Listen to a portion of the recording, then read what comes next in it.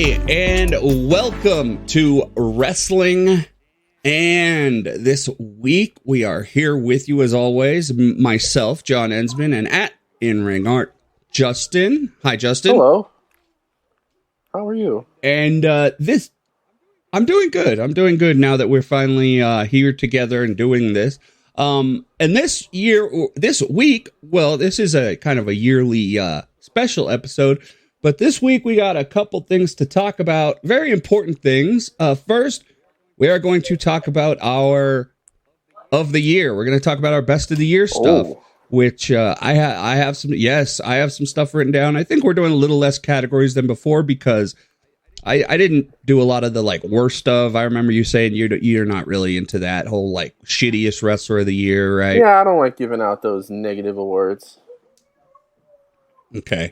And then, too, it's kind of hard to think of because, you know, there's so many wrestlers that aren't where they should be. And that's always every year. Sure. It's not necessarily their fault either. Exactly. So, yeah. I mean, yeah, I could say Akira from, WWE is the worst, but he just doesn't really ever get used except in comedy roles. So it is what it is. Yeah, so we're going to talk about that. We got Match of the Year, Wrestler of the Year, Woman Wrestler of the Year, Tag Team of the Year, Best on Commentary, Best Newcomer, Best Show, and I wrote down Biggest News Story, but I have a feeling we'll agree on that. Besides that, we also have Tokyo Dome to talk about here. That's coming up in a few days. We got a lot of good stuff in Japan. What was that? Get excited. Get excited. It's a little hard for some people with the main event this year, but we will help you guys get super excited. Wow. Tokyo Dome, let's see. Oh, yeah. Itenyon, Wrestle Kingdom 18. That's what it's called. So we got that coming up. But before we got out here, we were talking about Like a Dragon. Yes. And I was just telling Justin, yes. Yeah, they made a mod on PC for the regular fighting. But like I said, I like the turn-based. But I'll tell you this. So I was watching the gameplay of that. It's called Like a Dragon, the Man That Time Forgot, or something like that. You know what I'm talking about. Is that right? The one that Kenny Omega's in? No, he's in Like a Dragon. It gets confusing because they've made so many, and they changed the name of the series. That was Like a Dragon Ishin. That was like a remake of the samurai type of game. But is that one have that turn-based element to it? No, that's an action game. Most of them are action games. The only ones that aren't are the ones we've just played. Okay. But it's called Like a Dragon, the Man Who Erased His Name. And I will say it's an action game and stuff. It looks a little goofy. It's like Kazuma Kiryu, and after he changed his identity and stuff. The thing that is kind of goofy to me though is I guess at this point, like the guys just fight using magic. You know what I mean? Right. So I guess that's pretty normal in the Yakuza games now, right? Yeah, I mean, so Like a Dragon, of course, was recommended by you, and I'll never be able to thank you because it's honestly, it's become my favorite video game of all time. And it's definitely one of mine. It's like your one of our favorite games, Shenmue. But, of course, it doesn't take place in China, but it takes place in Japan, and it's kind of like Shenmue times 2 because it's got all of that. The big difference, it's a little more goofy than Shenmue. Shenmue was not purposely funny. It's basically like a modern version of Shenmue, and, Shenmue for its time was just life-changing, right? And when I played it, when I was, 18, 19, 20 years old, something like that. And I was working. I was like 13, 14, and I thought it was absolutely incredible. Yeah, going back and playing it now, it doesn't quite, other than the nostalgia you get from playing it, it doesn't quite have the same No, the feel. voice acting is so bad. The voice acting is bad. But again, I kind of like the time-consumingness of the game, come back at 8 o'clock kind of stuff. Do you speak Chinese? No, I don't speak Chinese. Who are you looking at? And that Rastafarian guy, that was just dude, I was thinking of him so too. Offensive in a way. And he doesn't even. Yeah, there was a lot of that. Hey man, what are you doing? Yeah. And then you just work on the docks endlessly. Dude, every time I drive forklift, to be honest, Like I'm always thinking to myself, like, oh, at least I'm as good as the guy in Shenmue. I don't even remember his name anymore. Ryu Suzuki. Rio Hazuki. Rio Suzuki. Rio. Yeah. So Rio Suzuki. So the thing about Like a Dragon is that, you know, I got the number one business now. I'm number one in the business, so I can always go there and make some money, which is awesome. Yeah. And I got my, you know, the romance workshop is as high up as it can be. I think my Ichiban is level 59, which is pretty decent. And it was cool going to Osaka because they actually have a lot of the restaurants that are in Osaka there, like the real restaurants. I've seen they have a lot of stuff, probably more than I know. I mean, they Rio Hazuki, right? Okay? Rio Hazuki. But okay. Yes, they have the giant crab, the giant crab, right. And they have that fried food place. They have actually Goyaku, the Japanese barbecue, which actually have those out here too. So I mean, you being someone that's been there, I mean, yeah, that's got to be pretty cool. Yeah. But they try to put in those little landmarks and stuff, and I forgot. It's weird because what's it called? Otenburi is the fake city or something. They use these weird names right. in Yakuza that are like kind of close to the original one, but I'm trying to see. Okay, I can't. I can't get it right, but they use these names that are like kind of close, but they're not real, but they're pretty much the thing. Right, yeah. But, you know, anyway, It's a great game, and I've been playing for like almost 100 hours. So, and there's so much stuff that you can do on the side, and it's one of those games you can revisit. Well, that's the thing, dude. I mean, I would get onto it after work, and for months and months and months, and I never progressed the story. Yeah, because there's just so much to do. I think I told you, like, one of the biggest things that I still never got was I tried to beat every Crane game in town, and there is this one fucking Monkey Ball character, that I cannot get. I probably tried hundreds of times, dude. It's the main character of Monkey Ball. The main character. The big one? He's just a little... No, he's a little dude. He's just a little monkey. Okay. And little male monkey. And all the other ones I got, the cats I got, everything else easy. But that one...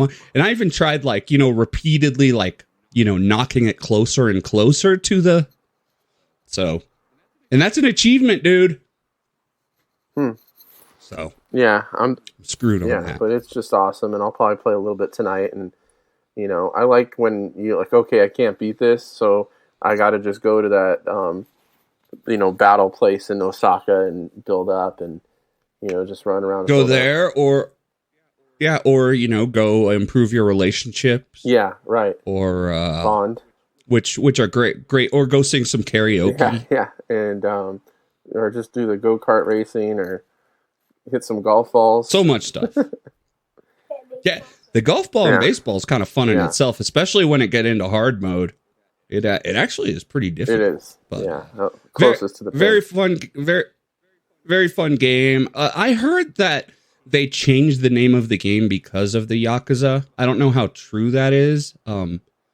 I've tried telling people online that the Yakuza is like a bunch of not cool piece of shit type people, and like it's not a fun or a cool thing. Yeah, and I've also tried telling people online that the numbers have dwindled in the last like 30, 40 years because it's not as popular. Well, it's like the Mafia. And people, fair comparison. Yeah. Well, for comparison, with like little differences that aren't worth bringing up. But I mean, I've read a lot of books on this subject and stuff, and I have people arguing, nah, bro, there's the most powerful organized crime. And it's like, dude, it's one of those like respecting criminals type of thing that it's like, you got to understand, just because they're Japanese. I know you like Japanese stuff, but just because they're Japanese, it doesn't mean they're like some cool guys all of a sudden. Right. But I didn't finish Tokyo Vice, but that was pretty eye opening. That was a good show. Have they come out with a new reading season the book yet? was, I didn't know it was a season thing. I wasn't sure if it was just like the story of the book. No, well, I know that it seemed like they ended on a cliffhanger. Ah, okay. It's But been a while yeah, since if I you watched think, that. you know, human trafficking is cool, if you think, you know, Or we can you know, isolate that soundbite.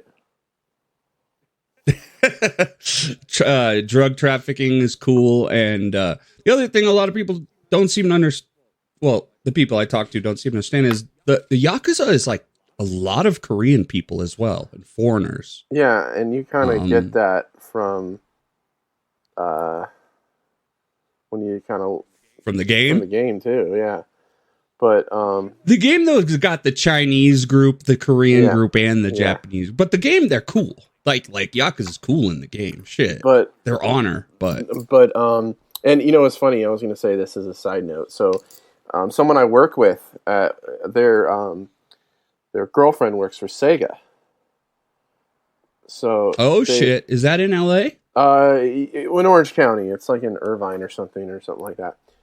Okay. So, you know, he has like a bunch of Sonic stuff he brings sometimes or donates, like kids' clothes, and I have some Sonic pajama bottoms or whatever. Oh damn. And you know, he had a pile of shirts, and I grabbed some from kids, and one of them is a medium for Kohaku. He has a Yakuza Like a Dragon long sleeve shirt. That's pretty sweet. Damn. And you know, on the last day before we went on break, he came and he said, "Hey, I got some PS5 games. You want one?" I'm like, "Yeah." And it was Like a Dragon. Wow. So I'm like, "Listen, you know, I have this game. I'm not gonna lie, but I have it down. I don't have it. I have it digital. So this is really cool. You're giving this to me because it's like my favorite game of all time, and I have a You can have the disc. now I have it. a sealed copy of it that I can, you know, not that I can sell, but as my son chimes in and says, that something I can keep as like a keepsake, you know." Or you could get it graded and sell it in 50 years. I don't think it'll be worth anything for about 20 years. Sentimental value. It could be one of those weird. Yeah, because they release the games online. But I mean, thinking as a collector here, it's those types of RPGs that end up getting popular. But that's cool though. Yeah. You told them you were honest. You're like, I have this, but I really like this game. Right, and I only own it digitally. By the way, you were totally right. They are in Irvine, and they moved there in 2022. So there you go. Good call. Sega of America. Lots of video game, Square Enix, fucking PlayStation. Lots. I would say LA is probably the center of video games. Huh. I know I've Maybe seen in a America. Square Enix place in EA. They're like in the same area. Riot Games Riot is in Games LA. is in And Santa that's one of the Monica. biggest. Yeah, so I mean, And there's probably spread between there and and Activision is right by Riot. Oh, Activision's over there too? Santa Monica, like kind of industrial area of Santa Monica. Yeah, and okay, yeah. It's like Bellevue and LA, some in Texas. Okay, cool. Well, excuse me. Speaking of the best video games of the last couple years, let's talk about some wrestling. Some good wrestling this year. Okay. Yeah. So I'm going to go in reverse order here because I feel like we'll end with the wrestler and match of the year. As far as this segment goes, the biggest. So I wrote this in extra, and I just want to see if we both just agree because I feel like we'd have no difference of opinion maybe on this. Okay. But I said biggest news story, and I quickly figured what I thought that would be. Can you think of that off the top of your head? I mean, it's been a long year. It's been a long year, but I mean, some stuff happened in the last couple months. That CM Punk was coming to where he was- WWE. I mean, and that's pretty much what I wrote down. I mean, yeah, you could say him getting fired and stuff, but him coming to WWE is 10 years, 10 years in the making. I mean, it's funny how that. Okay, so my uncle, who we've gone on the record, hates CM Punk, and well, let the fans know he hates CM Punk, and he has hated him all the way back. And, I said, I'm sorry that he's infiltrating your TV again. And he's like, you know what? When he comes on, I just turn the channel. and I'm like, and he told me this is the hilarious comparison he made. He goes, he is the Donald Trump of pro wrestling. Wow. Of course, wow. To me, like, I don't want to look at him. I don't want to see him. He's disgusting. Yeah. Just totally disengaged with the Right, product. Doesn't even want to know what he has to say. And not interested. In that discussion with him, because I am one of those people where I see why people hate CM Punk and I see why people love CM Punk. I understand both sides of it. I probably lean a little bit towards the negative side of him, but I have this kind of an admiration of him that I strangely feel almost ashamed to admit for some reason. I see you kind of blinking your eyes. I'm saying there's no reason to be ashamed. I love watching people react to him. I don't know. I love people that hate him, and I love people that love him. I just don't. For some reason, he's just kind of interesting to me. So I don't know if that makes me a fan. Well, and that's the thing. That's the thing. Compelling, right? Yeah. Getting you to care, right? And the thing is while I really don't like CM Punk at all, if we talk about a lot of other stuff, I am extremely impressed. He is one of the people in wrestling that gets this almost John Cena reaction that is craved by every wrestler, which is that half the people absolutely love you, half the people absolutely hate you, but no one is being quiet. Well, no one has no opinion. And as we said from the beginning, is wrestling needs people like that. Well, yeah, wrestling needs people like that. The wrestling is based usually off of that huge star, that one big star that carries companies. And I'm not saying he is that guy in WWE because they have their Roman Reigns, but he's definitely getting more of a reaction than anyone else in wrestling right now. He just had his first match at Madison Square Garden in a house show. Who was it? Who was it against? It was against Dom, but when we say I'm going to say this, everyone's like, "Well, it's just a house show. It's a house show." Dude, the Madison Square Garden post Christmas show has become more than just a quote unquote house show, in my opinion. I think everything on that holiday tour is kind of a big deal. They're actually going to be at the Forum on Saturday, believe it or not, out here. Yeah, this is it is a house show. It's a house show tour, but that show was going to go on YouTube or Twitter immediately afterwards. I mean, and so they put CM Punk in. He wrestled Dom. What I heard was that it was a wildly safe match. It was about 4 or 5 minutes of cheerleading, 4 or 5 minutes of headlocks, some close stuff, and that Punk was really tired about 9 minutes in. Well, that's expected with him. So yeah, I'm not. Yeah. Although someone did bring up the fact that he wrestled months after his ankle injury in a 20-something minute match and actually had a great match with Moxley. But this is WWE, dude. It's different. It's a whole different thing. They're not asking you to go out there and kill yourself for, your match back in a major pay-per-view. They want him safe. They want him to have a safe match against Dom, where it's a story match. Most of it's about the screaming fans, and that's not a bad place to be in either. No, not at all. And I think, listen, the guy makes house shows mean something. I mean, how many guys can you say that about? Well, we'll see if he continues to work house shows, right. But still, he made this show. It's a big deal that he made this show mean something. Once again, though, I feel like. Okay, I just dropped a pen in my drink. I apologize. Oopsie-daisy. But no, it's like people call this, it's just a house show. It's like, bro, this is a pretty special show. However, that's true. Once they announced him, the tickets jumped from 9,000 out to 16,000 out. So there's a big deal there. Sure, absolutely. The guy moves the needle, whether you like it or not. Yeah. Also in the biggest city in America, one of the biggest cities in the world, and the hometown of WWE. But no, dude, I'm looking forward to everything he does. I do get a little bit of schadenfreude when he messes up, and I have to keep that in check. I have to keep my bias in check. And in all honesty, dude, I wish the best for him. In full honesty. I hope the guy has a great career, because that's good for wrestling. Yeah. Like I said, wrestling needs guys like that, whether It, You know, I mean, I wish he wouldn't, you know, attack people backstage or punch people in the face or whatever.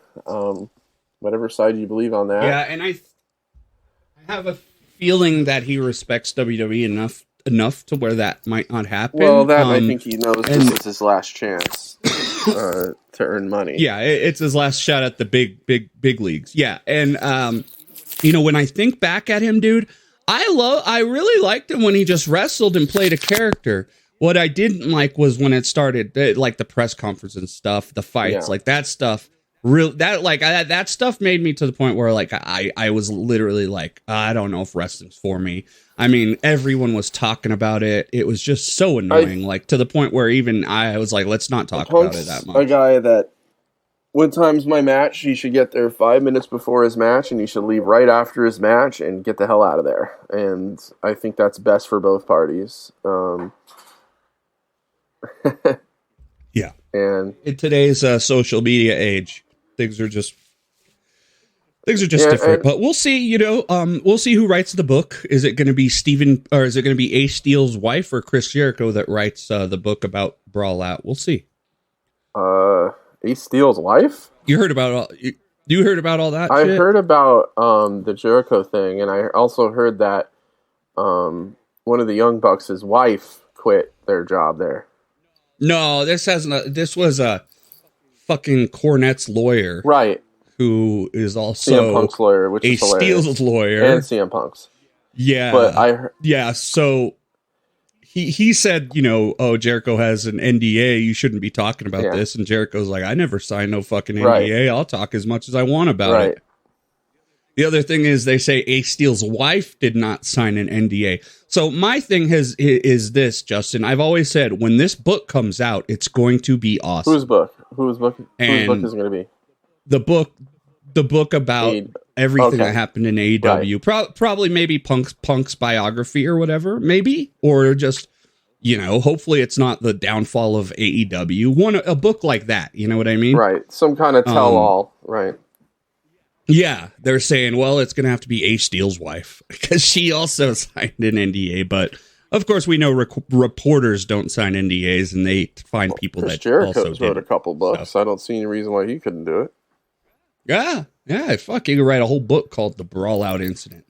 So I think that was the biggest news story. There was a lot of other stuff. There was CM Punk getting fired. There was CM Punk getting a fight. There was, you know, there's interesting New Japan stuff. New Japan not locking down Ospreay. Yeah. New Japan not locking down Aussie Open was a big deal. And that alliance that just took place recently. Which is? The AJP, All Japan, Noah, all of them starting some kind of alliance. Have you heard that? Well, the story right now is that, I mean, his son is going to wrestle. What's his name?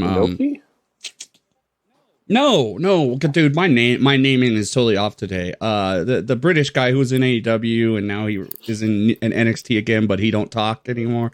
Regal. Yeah. Steve Regal or William Regal. Yeah, his son is gonna be going to AJPW to wrestle the championship. Oh, really? As far as an alliance goes, I'm not sure about all that. They've been trying to get their heels in Japan for years. I did. So this is the first shot of that. No, but I heard that there's some kind of, I don't know, formation of something between the Japanese companies, like Noah, New Japan. This is something totally different we're talking about, I think bro. I did hear about NXT teaming, partnering with somebody out there too. No, you're talking about whatever is like the Japanese Wrestling Alliance or something like that. Yes. So I mean, what is that? That is interesting too. I don't know if I'd call that massive news, except pretty good news. It's just, I would say that it's a professional group, like a business group where, and it's happened because of COVID. It's essentially like all the groups, all these companies together want to have standards that they can share in certain times. And this also involves helping business. So all these companies are going to pay into it. It's like almost like a union for all the businesses. Like a trust. They're going to pay into it, and this is run by New Japan, by the way. Right. And so they'll pay into it, and like wrestler injuries that go above and beyond will be taken care of, supposedly. You know, COVID pandemic and stuff like that they'll be sharing information and sharing stuff like that. So they say and just a pro wrestling group to further the presence of pro wrestling and its cultural merit in Japanese society, allow pro wrestling to contribute further to culture and sporting sectors, and works towards continued health and prosperity. Very general, but I think it has a lot to do with information sharing between these companies. Got you. And something you would never see in America, I guess. Yeah. So, like maybe they'll have a monthly Zoom meeting or something. Well, they'll be and I think all that stuff is kind of listed. But in May 6th, they will be having a huge event under the banner of United Japan Pro Wrestling. Okay, so there you go. There are going to be a little bit of a talent exchange with that, I guess, or talent sharing. Yeah, governmental communications and requests, strengthening connections between the companies. So, like you said. And in other industries, and sharing resources and practices. So best practices. You know, we'll see. Cool. We'll see. It's very interesting. We'll see how much that means to us as the viewer over time. Yeah, but it's still interesting, and I hope it is for the best. Yeah. By the way, did you see the Hiromu versus Despy shirts that they came out with? You know what? I think so. Is it that Rolling Cradle ones? Like that it's like red and gold. They look it's sweet. Like red and gold color. I think it says HRM versus DSP on it. Right, I've seen in red and gold. I think it's some company called Rolling Cradle. Sick. Yeah, I know. Oh, that made them? Yeah, they'll be like limited release or whatever, and probably like a. Well, the shipping is like $100. Yeah, and plus for guys like us, like would be like a 25 XL out there. Yeah, it made me mad because I've got my Hiromu versus Naito shirt, and I was like, oh, Hiromu versus Despy, but I don't have $250 to drop on that. That's an awesome shirt you have, though, because that's the match that never happened. That's what I'm saying. That's why I don't wear it anymore. Yeah. Because it started fading. Did I show you this shirt? Hold on. No. Oh, cool. All right, yeah, that's good. Nice. Is that from Nick Gage or something? I just got it out randomly online. I seen Hassan wearing it on a stream, and I was like, I should wear that. And I've already gotten tons of compliments for it, actually. I do have some stuff. I don't know what I said last time, but I got like this company that I know. Oh, hell yeah. The Hayabusa? Yeah, Three Falls brand. I got a couple shirts. Where's your Hayabusa purse? It's on the dresser over there. It's like it's right there. Cool. I got a Hayabusa shirt. I got the 4 Pillars of Heaven shirt. That's pretty sweet. Hell yeah. And I got a Liger shirt that they do, Three Falls. They're a brand out here. And you know, Three Falls? I like to... Are they online? Yeah. Let me see if I can send you the... Only thing is, we know that these Japanese dudes ain't making no money from all this, which kind of makes me sad. But yeah, well, what are you going to do? Contact Japan and let them know. This company actually did. Three Falls. I see them on Redbubble here. They have their own site. I was going to send it to you in the chat. Not it. Where's the chat these days on this thing? Oh yeah, they've changed a lot. I think we have a personal chat. If I go to direct messages and I find you here, and I will say hi because you sent me Barely Legal from '97. If you can find it, it's under DMs on the top left. Yeah, I got it. Or I think... Here, I sent you the link to their site. Let's see. Three Falls brand. Do I trust it? I do. Please don't send me a virus. Okay, the 3F. Okay, we got the Road Warriors. A lot of older black and white style reimaginings. Yeah. Kimonito shirt, which is pretty cute. Yeah, I got the Hayabusa shirt. I don't see the... They don't have it anymore. Do you see at the way bottom, the sticker, or the patches? They have the 4 Pillars of Heaven. I got that in a long sleeve shirt.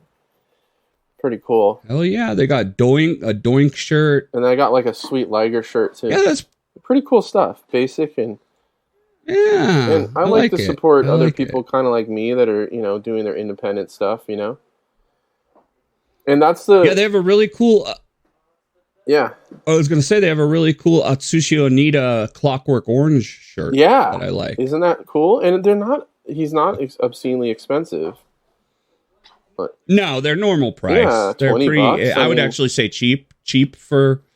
What is this? Oh, he's got like an FMW shirt with 3 falls Yeah. on it instead. That's if you pretty go cool. Yeah, go back and at the bottom of the shirts, wrestling punk shirts, click on view all. There's more. So there's a cool Cactus Jack. Wait, where do I go? Where do I go? Okay, so you see where the wrestling first of all, there's pre-order for the Road Warriors, right? And then there's Wrestle Punk shirts, and just scroll. There's they have 8 there, but then there's a view all.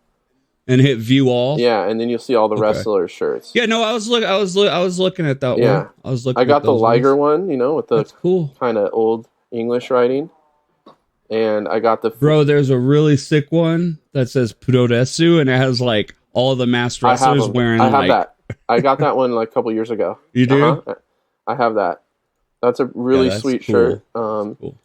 And I got the 4 Pillars of Heaven is great. And I got the Liger. My only complaint is that I do go out of my way to buy colored wrestling shirts a lot of times, and which is pretty good for WWE. Has a lot of multicolored shirts here, but everything is black. Yeah, I like black shirts. It's just stain free and kind of a. I like them too, especially since I'm a little heavier. But here's the thing. People are all make fun of wrestling fans all they wear is black shirts. Yeah, most people. No, I don't. I just like black shirts, so whatever. I do too, bro. But I'm conscious about it as well. Check out 3 Falls brand. Yes. On your Google machine, as they call it there.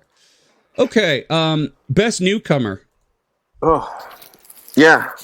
See, it's like you fired off these brands that we talked about, right? And I never really kind of thought beyond that. I had a busy week. Best newcomer. Well, what are your thoughts on that? We can do that. Well, I mean, do you have you written down your things, or are you just kind of figuring this out as we go? I'm figuring this out as we go, because I remember I shot you that idea as we were driving, and I kind of never revisited it after that. Yeah. I mean, I have an idea for a lot of this stuff, but let's see. Best newcomer. I mean, I have to go. Yeah, see, I don't know if it really counts, but I'm thinking of Yota Tsuji and don't say Punk or anything. No. If you want to say those guys because they've made their debut in New Japan as main wrestlers, I would accept that. Yeah. Although those 2 of those guys are absolutely incredible too. Mm-hmm. So. Yeah, I mean those are 2 guys. So what do you think, Yota Tsuji? Yota Tsuji, I think is Yota Tsuji and Shota Umino. I think are just kind of interchangeable right now. Yota Tsuji had about as crazy of a debut as you can, where he came out there and got the title shot right away. Of course, it's fizzled out since with kind of both of them up and down. I've heard so many people saying that it should be Tsuji versus Naito at Wrestle Kingdom.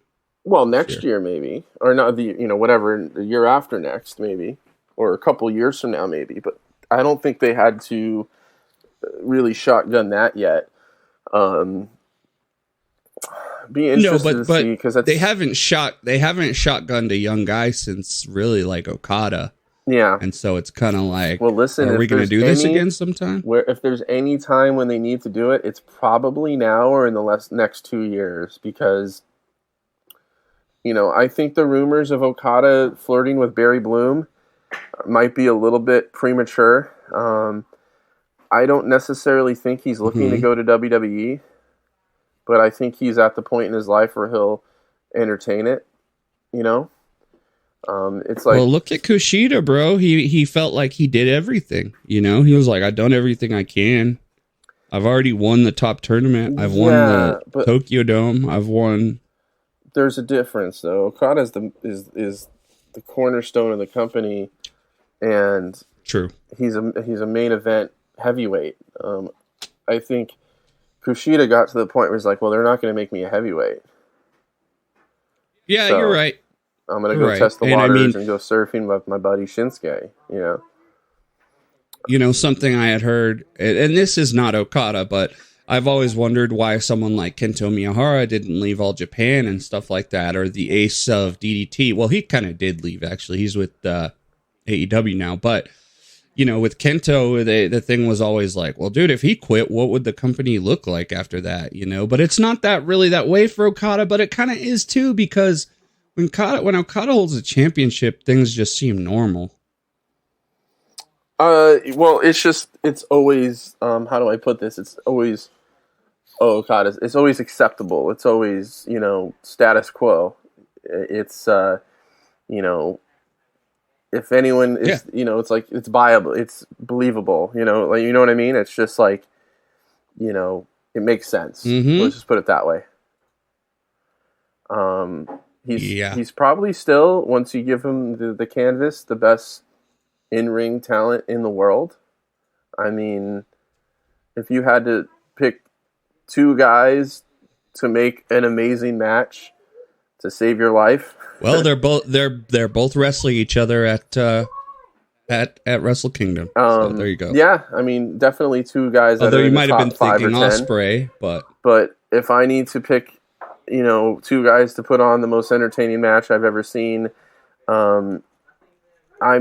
would definitely seriously consider Kazuchika Okada. I'll put it that way. And I think everyone should. Highly recommend it.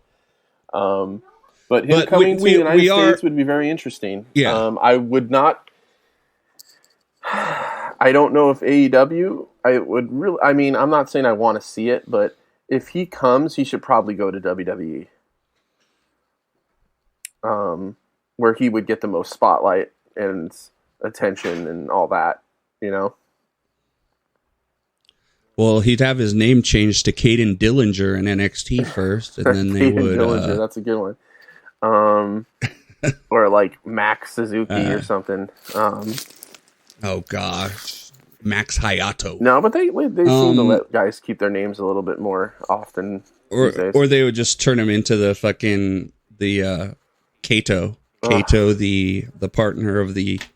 They already did that in TNA years ago, so no need. No, of course he would be on the main. He would be in the main event. Immediately. Yeah, they would have to. Shoot him up. But we'll see about Okada, of course. Just to reel it in here, we're talking about best newcomer and Yota Tsuji. So Yota Tsuji gets your vote. Yeah, and if so, why not Umino? Can you not make a decision on that? I think it's really kind of between those two, but I would go with Tsuji just because of how he jumped in right in the main event picture. Of course, he's been downgraded and performed and delivered. He's been downgraded since, and Umino did debut on a pretty high level too, with taking out, Ospreay, right?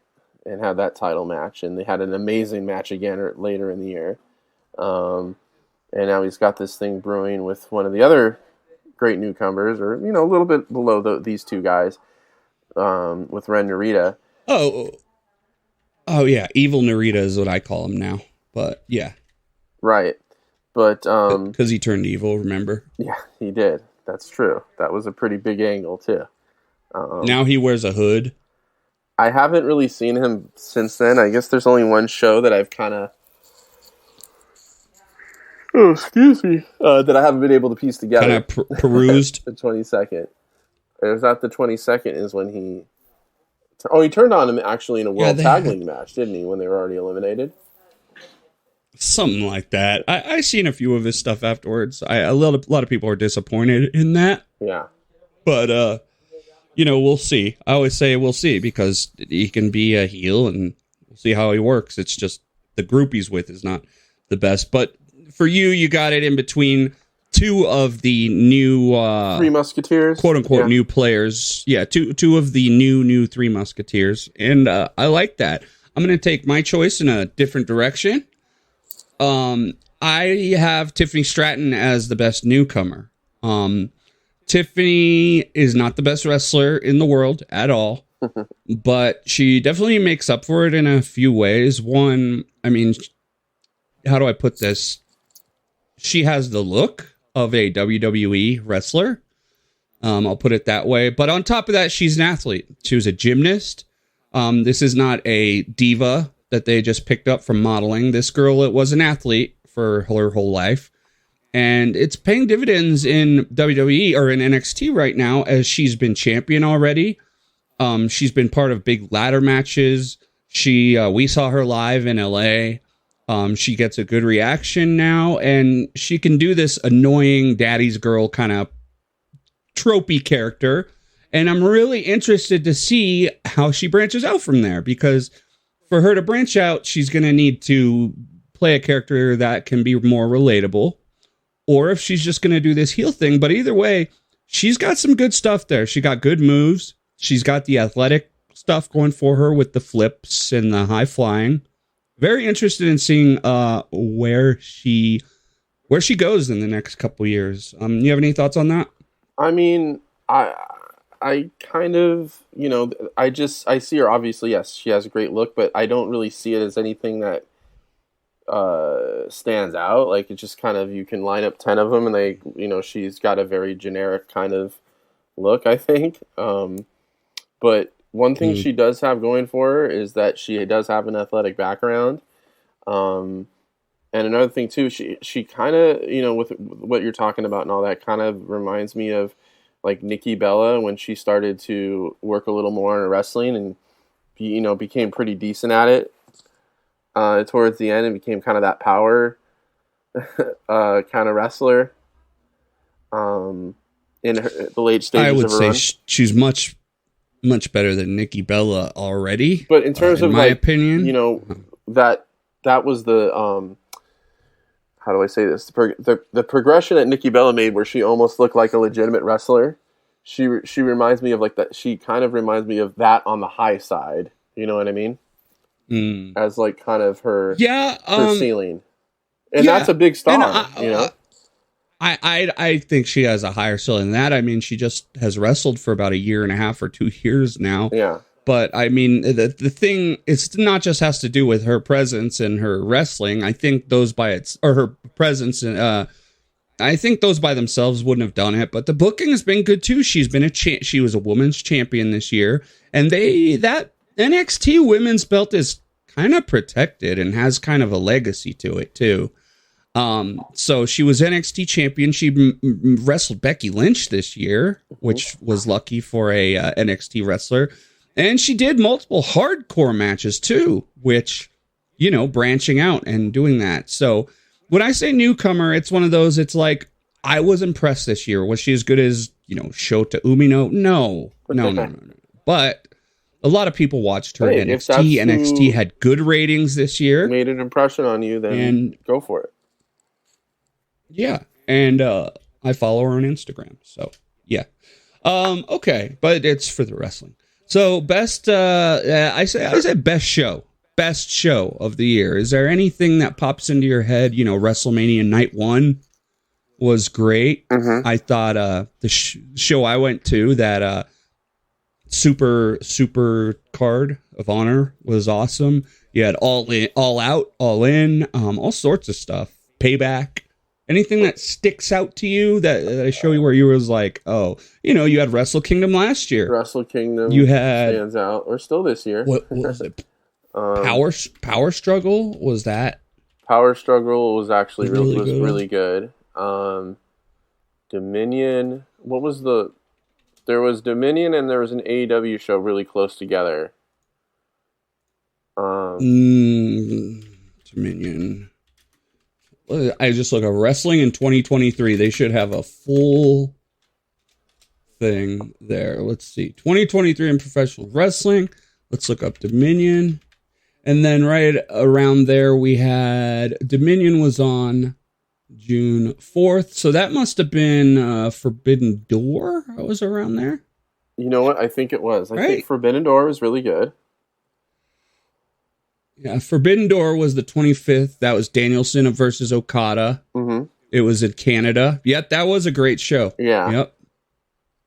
I think that my Forbidden Door, like last year, and You really like that I one? really like those two. Forbidden Door and Wrestle Kingdom. Forbidden Door was Ospreay versus Kenny Omega, CM Punk versus Kojima, Sonata versus Jungle Boy, but you had the Elite versus the Blackpool Combat Club. You had Danielson versus Okada. That was a really good show. Yeah. IWG. Sorry, I'm seeing Lance Archer versus Will Ospreay, but that was before that. That was for the Omega thing. Yeah, Forbidden Door. And then Wrestle Kingdom, you said Wrestle Kingdom about a year ago. Yeah, Wrestle I Kingdom. can't believe that Jay White was in that main event. Isn't that crazy? I completely forgot. That is kind of crazy, man. 'Cause, Yeah, I mean that was awesome too. We had Omega versus Ospreay. We had Okada versus Jay White. We had Takahashi versus Ishimori, which is like generally a great match. Zack Sabre versus Ren Narita for the television championship. That match was awesome too. You had FTR versus Bishamon. Bishamon killed it this year. You even had Kyrie versus Tom Nakano. 5-minute match. TJP, Francisco Akira, Leo Rush. Yeah, that's real good stuff. Yeah, that was a great show. Yeah. And there's wait, they did do 2 nights. Oh, the second night was the Noah show. Right. Those were kind of, and then they did another one. It was like weeks later. Yeah. Yeah. So we're not talking about that one because that really was not a Wrestle Kingdom. No. Yeah. That was a good show too, though. In fact, some of the stuff we're not talking about that was awesome, especially if you're Japanese, was a lot of the retirement stuff for Muda was real great. I mean, and again, if you were Japanese and you imagine watching this guy from the beginning, do you remember when he retired and then Chono came out and wrestled him again after the match? Yeah. Like, you remember that was great stuff, dude. And listen, I'm going to kind of make a little confession here and say that last few months, and I think a lot of it has to do with hockey season starting, my kids doing more stuff than ever, and, the Dolphins being good at football this year. I'm actually really looking forward to the spring and being able to consume more wrestling because I think the Mets are going to have a really shitty year, and I'm going to need it. Well, you've really messed up with the Collision Classic this year, bro. I'm just going to tell you that. I think you should just burn me at the stake. I feel so... It's one of those things where, like, I watch Dynamite through my illicit means, we'll call it, and they just haven't been reliable lately. No, I get you. I mean, sometimes, though, you just got to go watch the 5-minute YouTube clip, Yeah, I guess that would suffice. But the final this week? Or did it already happen? Final's done. Who won it? No, the final is Saturday. Eddie Kingston and of course I'm going to the Kings game on Saturday, so I'll have to find it somewhere else. Eddie Kingston versus Jon Moxley. That'll be awesome. It'll be the whole tournament. Like a lot of people saying it was better than the G1 this year. It's hard to disagree. Is the chalk thing for Moxley to win that stuff and take it to Wrestle Kingdom? Does that make the most sense? No. The most sense is that Eddie Kingston finally wins the Triple Crown. That this Triple Crown from, he's always loved the Triple Crown from All Japan. He put both his belts on the line. If Eddie Kingston loses, he will look like a fucking moron. So this is... And I love Eddie Kingston as much as the next guy. But is this like kind of Eddie Kingston's love letter to wrestling or Eddie Kingston's little fantasy being fulfilled? Is that what this tournament was? Maybe as him given the 2 belts, maybe as him winning the Triple Crown, but this is also something that Tony Khan and all the other wrestlers agreed to as well. I think this is Eddie Kingston, and remember Bryan Danielson is someone who's doing a ton of the booking or helping backstage too. Yes. I think this is an agreement between them to tell a story here. And yeah, I think this will be the peak of his career so far. So no, I mean, Eddie Kingston, has become that. I mean, I'm sorry, Daniel Bryan has become that clear. Seems like that clear number 2, almost. From what it seems like backstage. Yeah, that we've kind of been, feverishly recommending that Tony Khan get, right? Thank God it's him too, because people don't like talking shit about Danielson. They still do, but I mean, finally someone that's generally respected within the business. Not saying Tony Khan isn't, but there's always been a hate meme against Tony Khan, and so having someone that other wrestlers respect and stuff is kind of nice for that. But the Continental Classic have been great. I'm sure maybe I guess it was this year, but it's going to be next year too. We'll talk about it again, and just trying to make this year. Hold on one second. I'm sorry, Kenzo. I'll time you. Yeah. Go. Sorry, I got to time his mouthwash. Hey, you do what you need to, bro. But no, I prefer it to be a non-wrestling talent, just from the sake of everyone there. But I'm glad he's found that number 2. You'd rather the person that helps him with wrestling not be a wrestling talent? Well, not an active. You think he'd be too selfish? No, just not an active roster member, like somebody with experience. Why? No, just because that was the whole problem with the place to begin with, was that they had guys on the roster running it, and they were either booking themselves inappropriately, like Cody, and it took Kenny Omega forever to get going there because he was one of the people on the booking committee, and the same thing with the Young Bucks. But the part of the reason was because they didn't want to be championships so quick and book themselves into being. And that should not be. Bad. You say that was bad? And that was bad, but yes. I mean, when they first started, how would they have known? When they first started, how would they have known, dude? They didn't want to repeat the mistakes of the past. Right, but that's the thing, is if they had a non-wrestler in charge, you knew that you had to put those guys front and center to begin with when launching a new company. And they didn't want. I think whether someone's a wrestler or not, they put themselves in a position where they didn't want to book themselves as the champions right away, and they felt guilty if they did.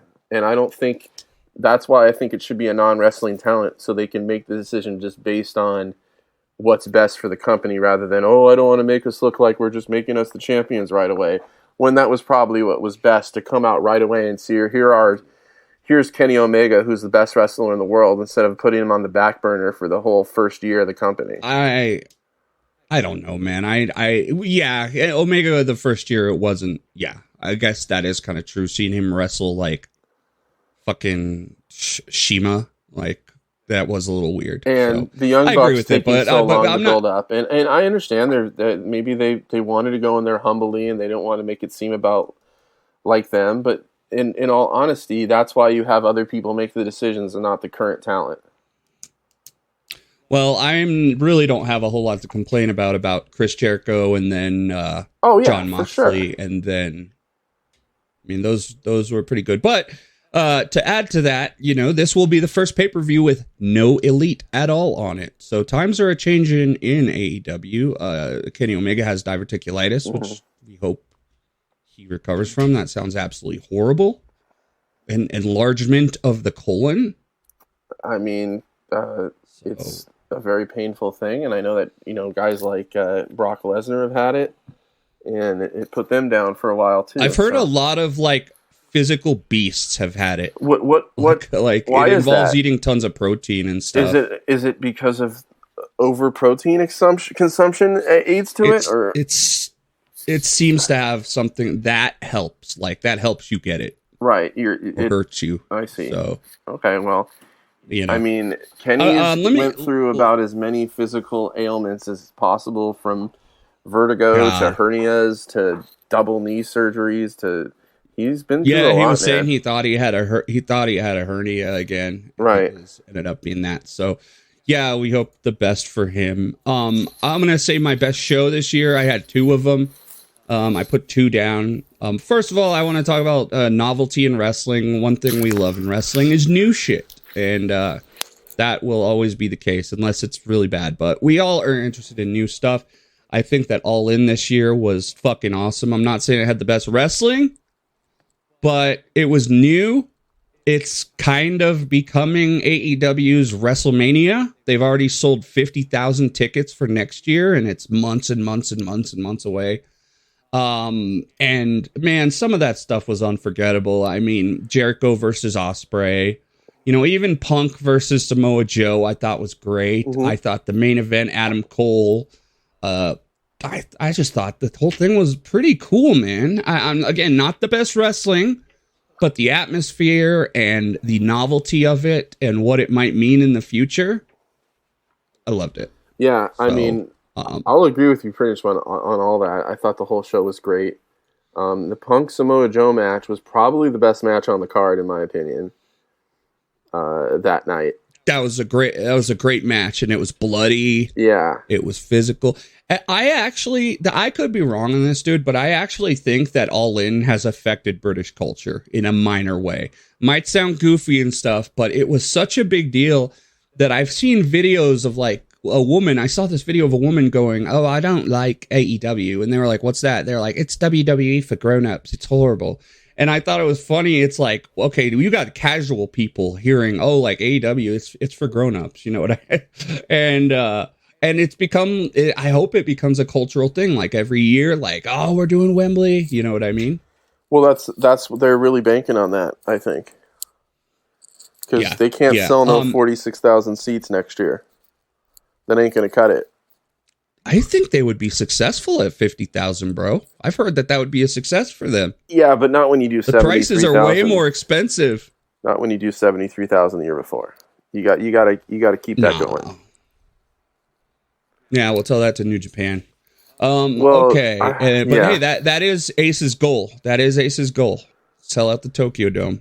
I'm sure we'd all love to sell out the Tokyo Dome, Ace. Yeah, but oh man, is that what he said? He wants to sell it out next year. That's his goal. That's his goal as president. How about that for story of the year? Yeah. You want to talk about unexpected? I mean, it's not that. I was not as shocked as you were. Well, if you would have told me that he would be the president one day, I'd be like, yeah, I could see that for sure. But to basically have it happen 2 weeks ago? Yeah. I mean, come on. It did come out of nowhere. A current title holder is your new champion. When you usually put business people in that position, right? Like people with business backgrounds.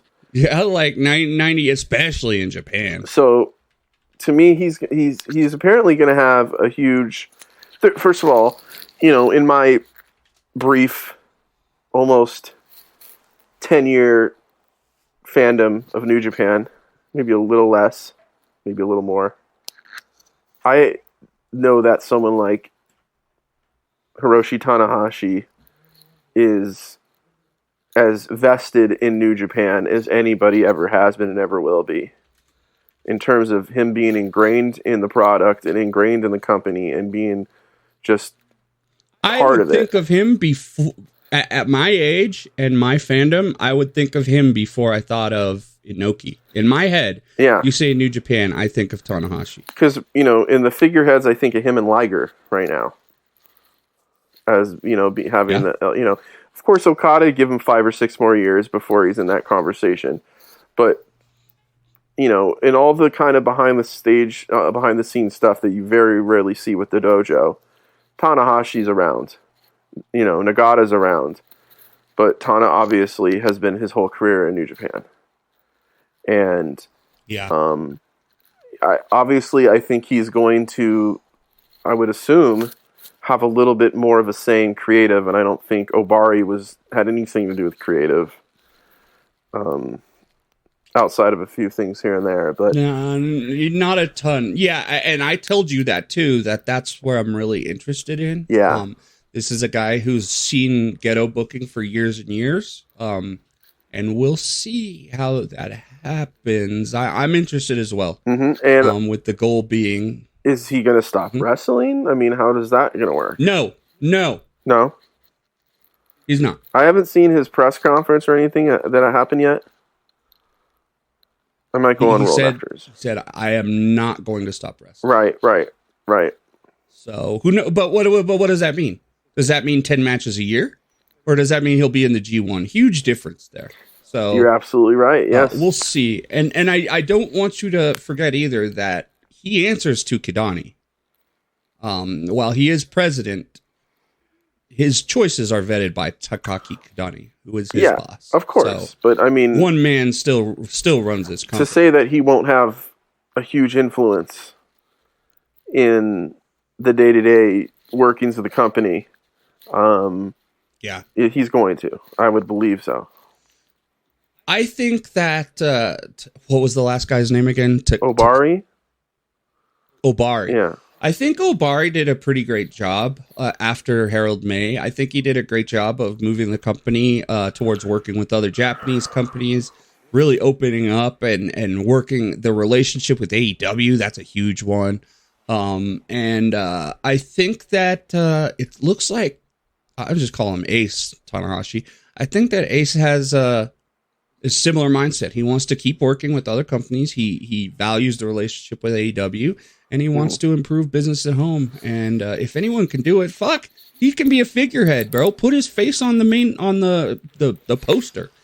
Call him the dude. Okay, I don't know if you should do this in New Japan, but I was like, make him an on-screen authority figure, but let's not do that. No, yeah, we should probably avoid that.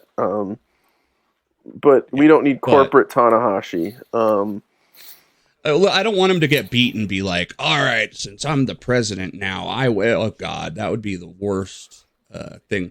The whole thing reminds me a little bit of Hiroshi Hase, who wrestled for New Japan back in the day and ended up as a current politician and one of the biggest named wrestlers back in the day, and ended up taking lots of behind-the-scenes roles.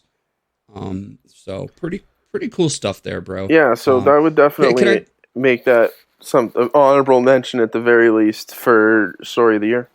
Biggest news. Mm-hmm. Yeah. Best show, also I have to mention WWE Payback.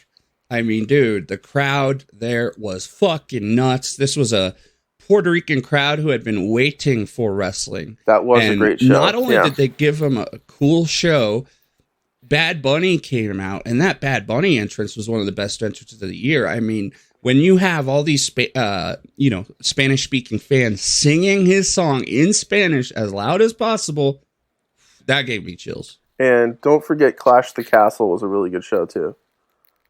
Yeah, that was last year, brother. Oh, was it? Yeah. Oh, man. Okay. Yep, that was in September of last year. Okay, well, because I'm done. That happened while I was at, Clash of the Castle. Good show still. But, and this year we've got Payback in France. So are we going to get this? I'm wondering if, are they going to get a French musician? No one's like Bad Bunny.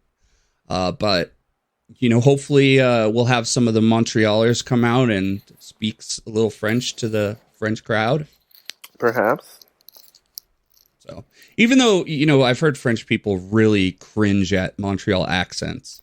So. Right. Well, whatever. Okay. Yeah, I cringe at some Southern accents.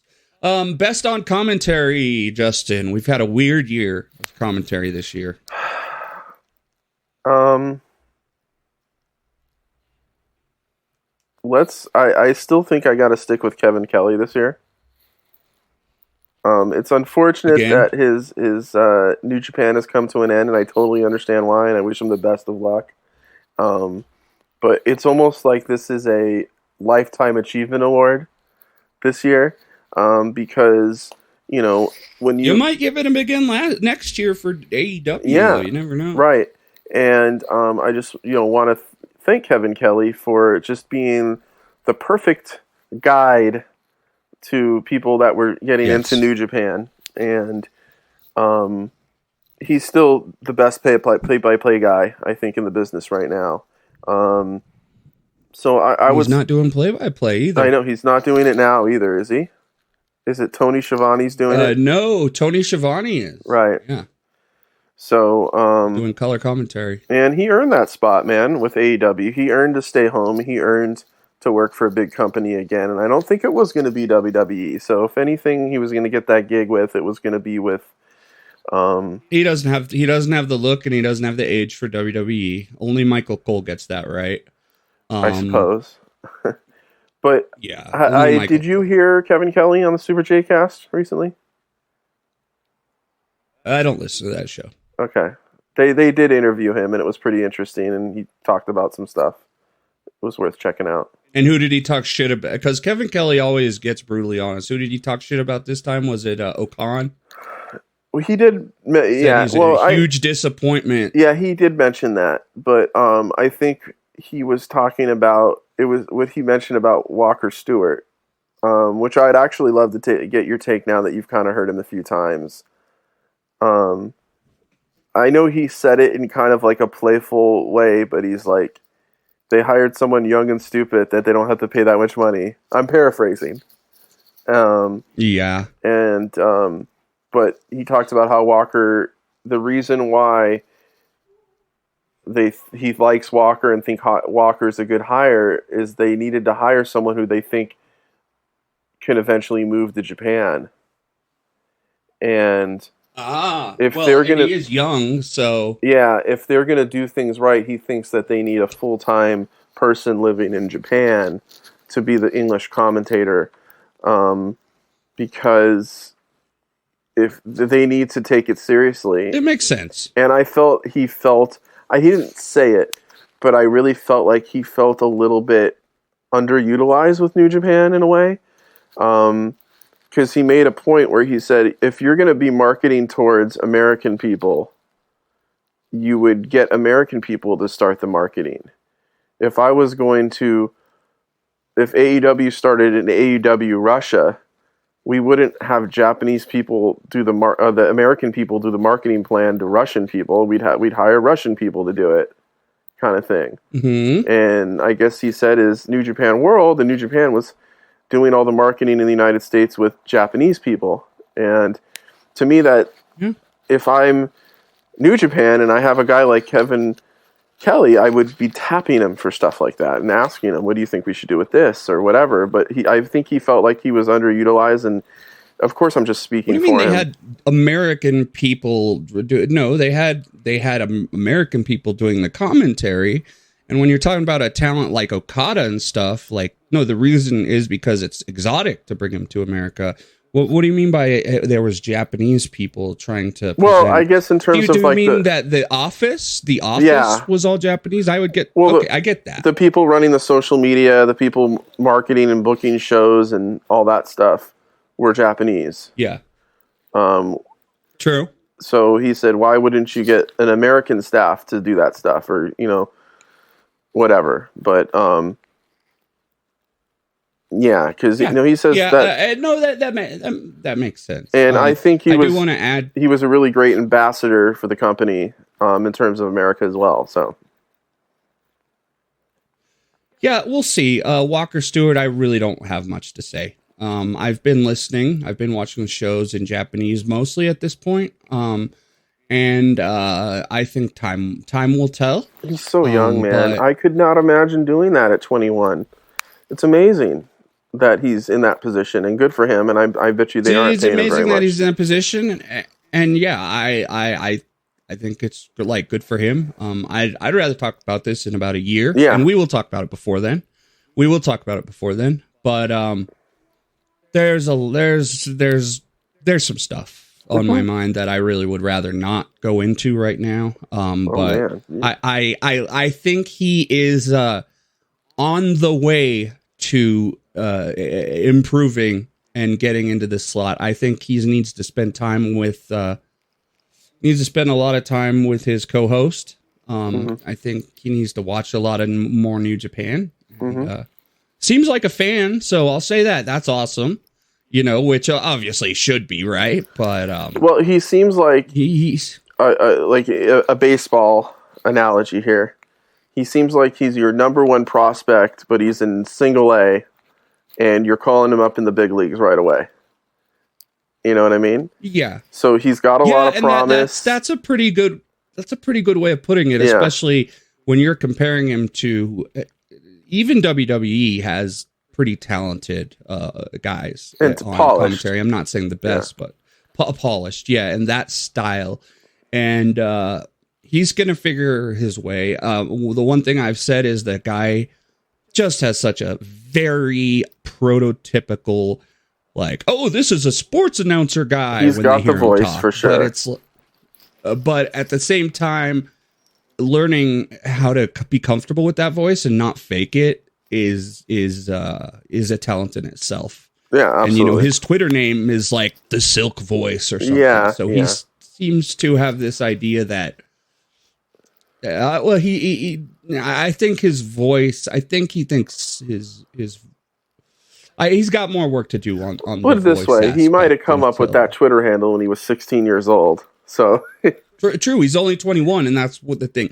And I have to agree with you on that, dude. Like, I've got guys I work with that are 25 that I think of as kids.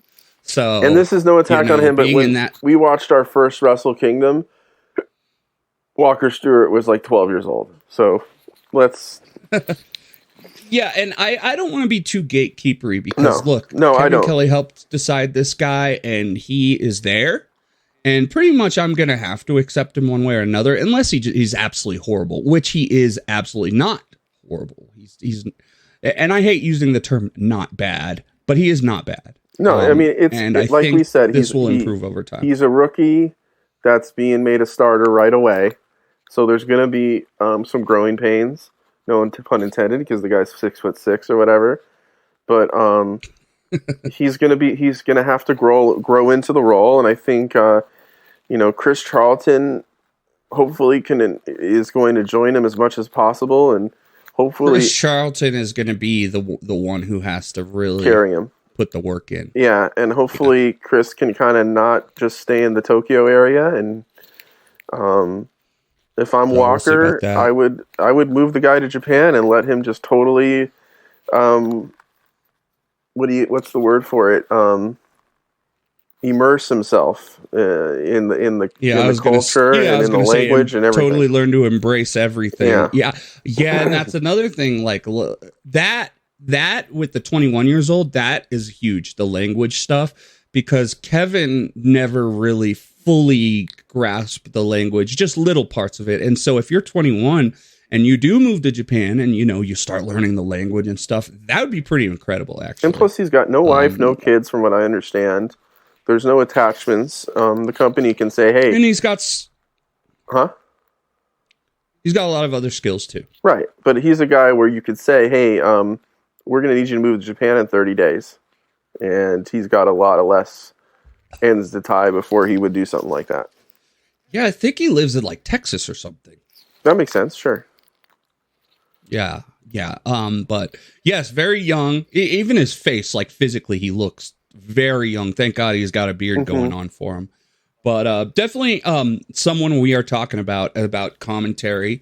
Maybe one day, and we hope that one day he will be our best commentary. Mine this year was Nigel McGuinness, dude. Awesome. I mean, he's good back. Choice. Nigel's back, and I've always liked him.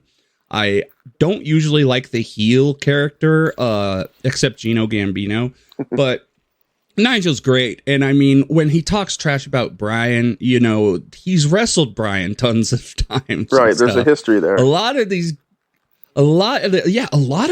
guys he's wrestled in the past. ROH. You talk about the Briscoes. You talk about Bryan or Cesaro, Claudio. It's really cool hearing him back. Him and I mean, I actually was one of the people who really liked him in NXT with Mauro, and I just always thought that it was those two and one more, and I'm so sad I don't remember this guy's name, but he's great. ROH. What are the announcers in ROH? Is it Ian Riccaboni? Is his name Percy? Percy Pringle? No, ROH. Yeah, it's Ian and Ian's partner. Oh, was in. He's the black guy, right? Yeah, but I'm trying to remember what his name is. Is it per partner? I know who you're talking about. Yeah, he's amazing, and we He got to is figure really out his good. name so I can give him a shout out. ROH.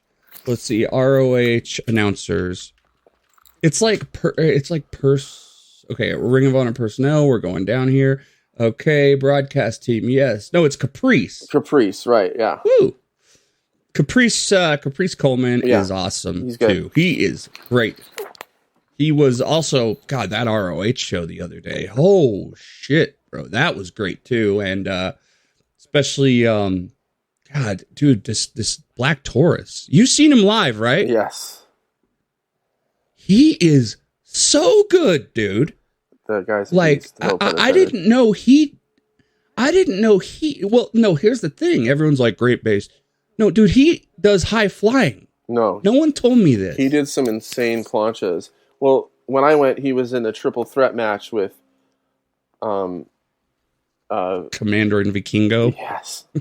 So of course that Really? of course he's going to be the base for that mostly. Okay. Although he did an insane plancha, and Well, he can you know. do a twist. He can do a fucking twisting tornado out through the ropes, dude. Like Speedy too. I mean, my goal has been to go to And, more wrestling shows this year, but I did go to 3 this year, and I think they were good ones. I went to the NXT, I went to a GCW, and I went to the PWG, which I'm really glad I got to see because I don't know when they're running again. You don't know the future of that. Yeah. Yeah. Yeah, no, he's great, just by the way. And just like every lucha that wears a mask, extremely handsome guy. I've seen him with his face covered up. Dude, he looks like Roman Reigns, except even more buff. Yeah, I mean, Like, is there like I don't know if it needs to be a separate product, but how do you? These guys are awesome. Those 3 that we're speaking of, is there a way to like kind of feature them in an important way that's not just a sideshow? well, they've got to get into that scene in AEW. Right. But yeah, you're kind of right. Like in ROH and AEW, we have the lucha matches, but what do they mean? They are like the AAA Omega Championship and stuff, but like I would definitely like to see one of these guys break through. And that's actually something I had written down here.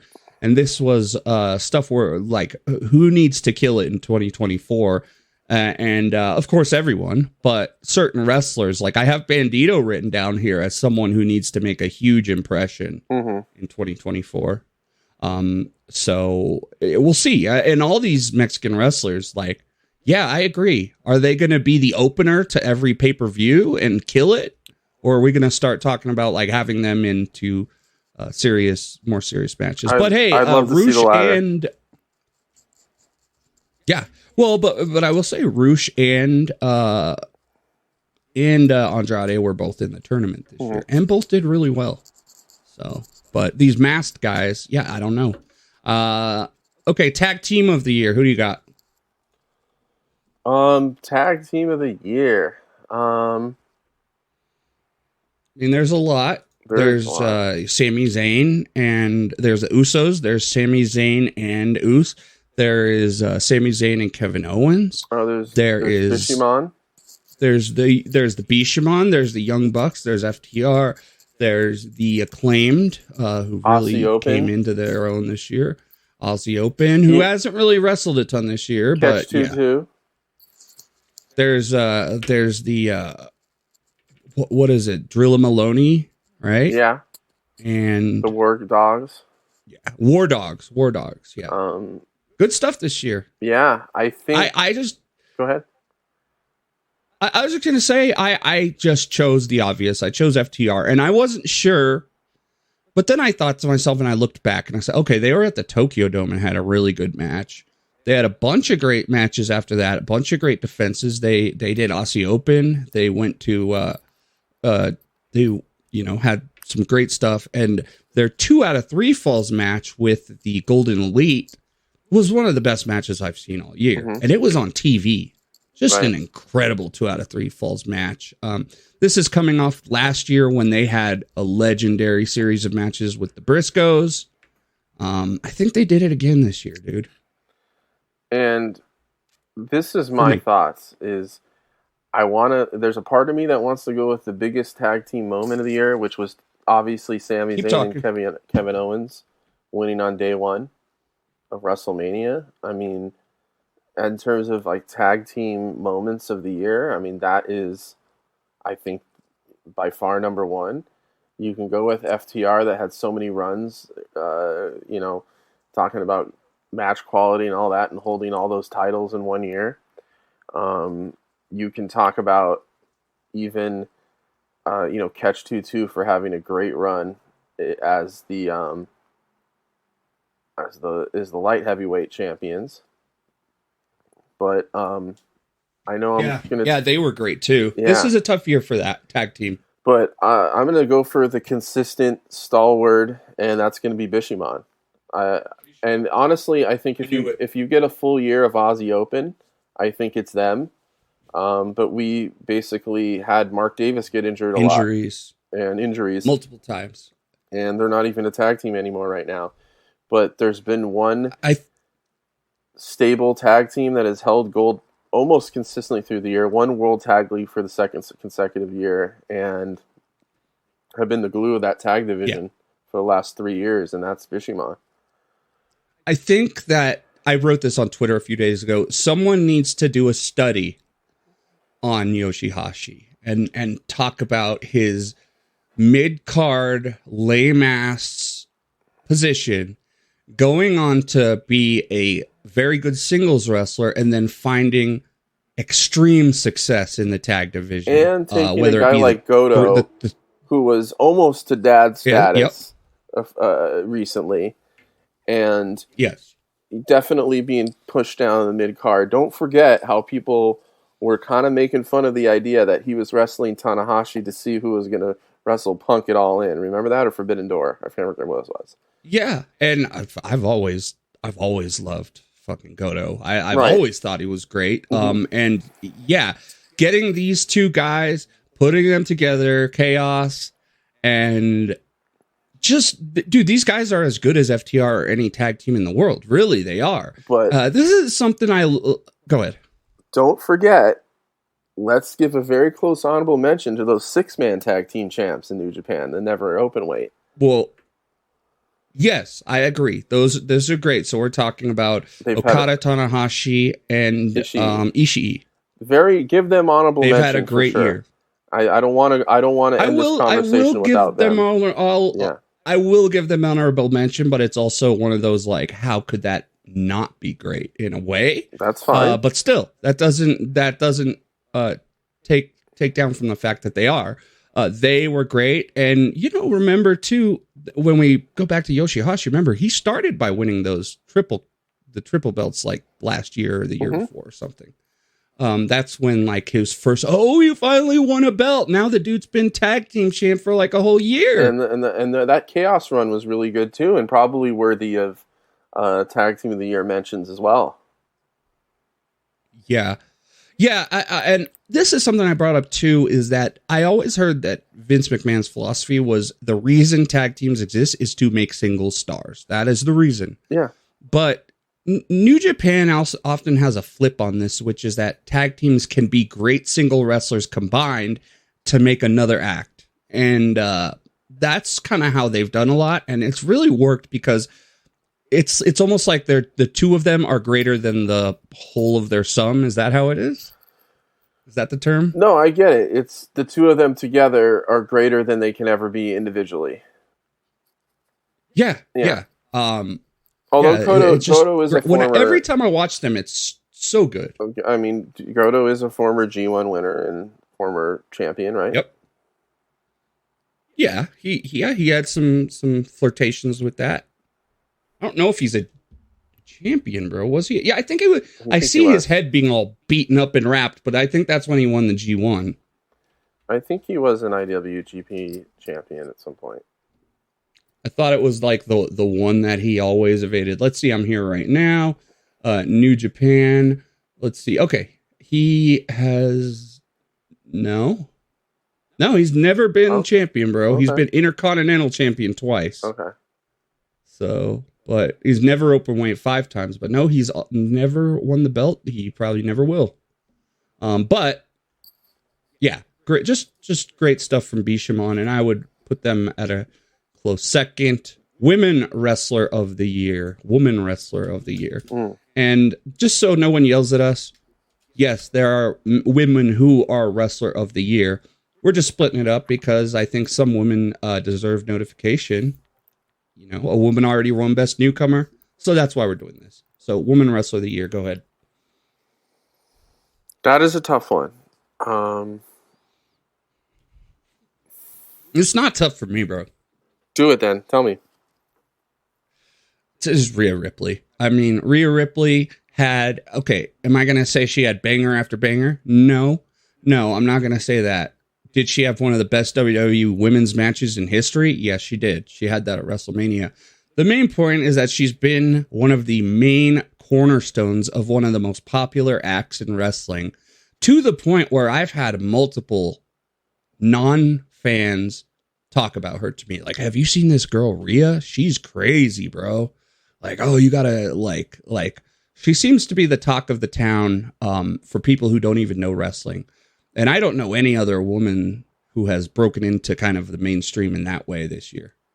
I'm in 100% agreement with you. And plus, she's somebody that you can put, I mean, right away, she's attached to arguably the biggest heel in pro wrestling as well.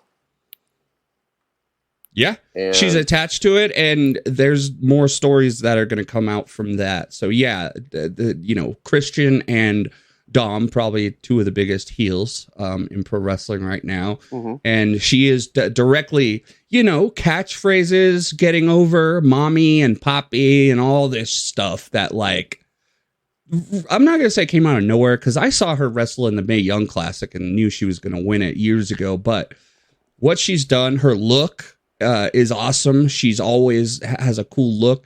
But she's really broken in, dude. There's so many casual fans that go to these shows and they are chanting "mommy, mommy," you know. You know, when you hear something funny, side note, is my grandma, who I've kind of documented as turning into a wrestling fan. She, you know, let's give her she's 97, and she was saying, she goes, I thought that she was his mother. You know, he's a young boy. He's a very young boy, but she's not that old. She's not. She's like not even 30. But yeah, she's attached to the biggest company in the world. You could throw her on as the last segment and people would believe it.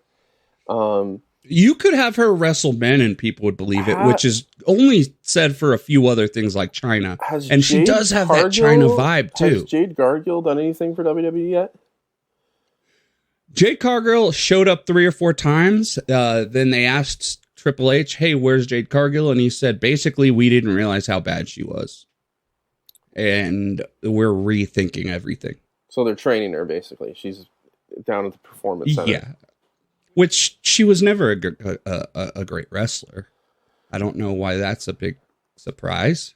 No. So, I mean, She was a presence, and she was a presence. But someone that I'm definitely, this is how my mind works is Rhea Ripley this year for sure, but someone to really keep out for 24 is Julia.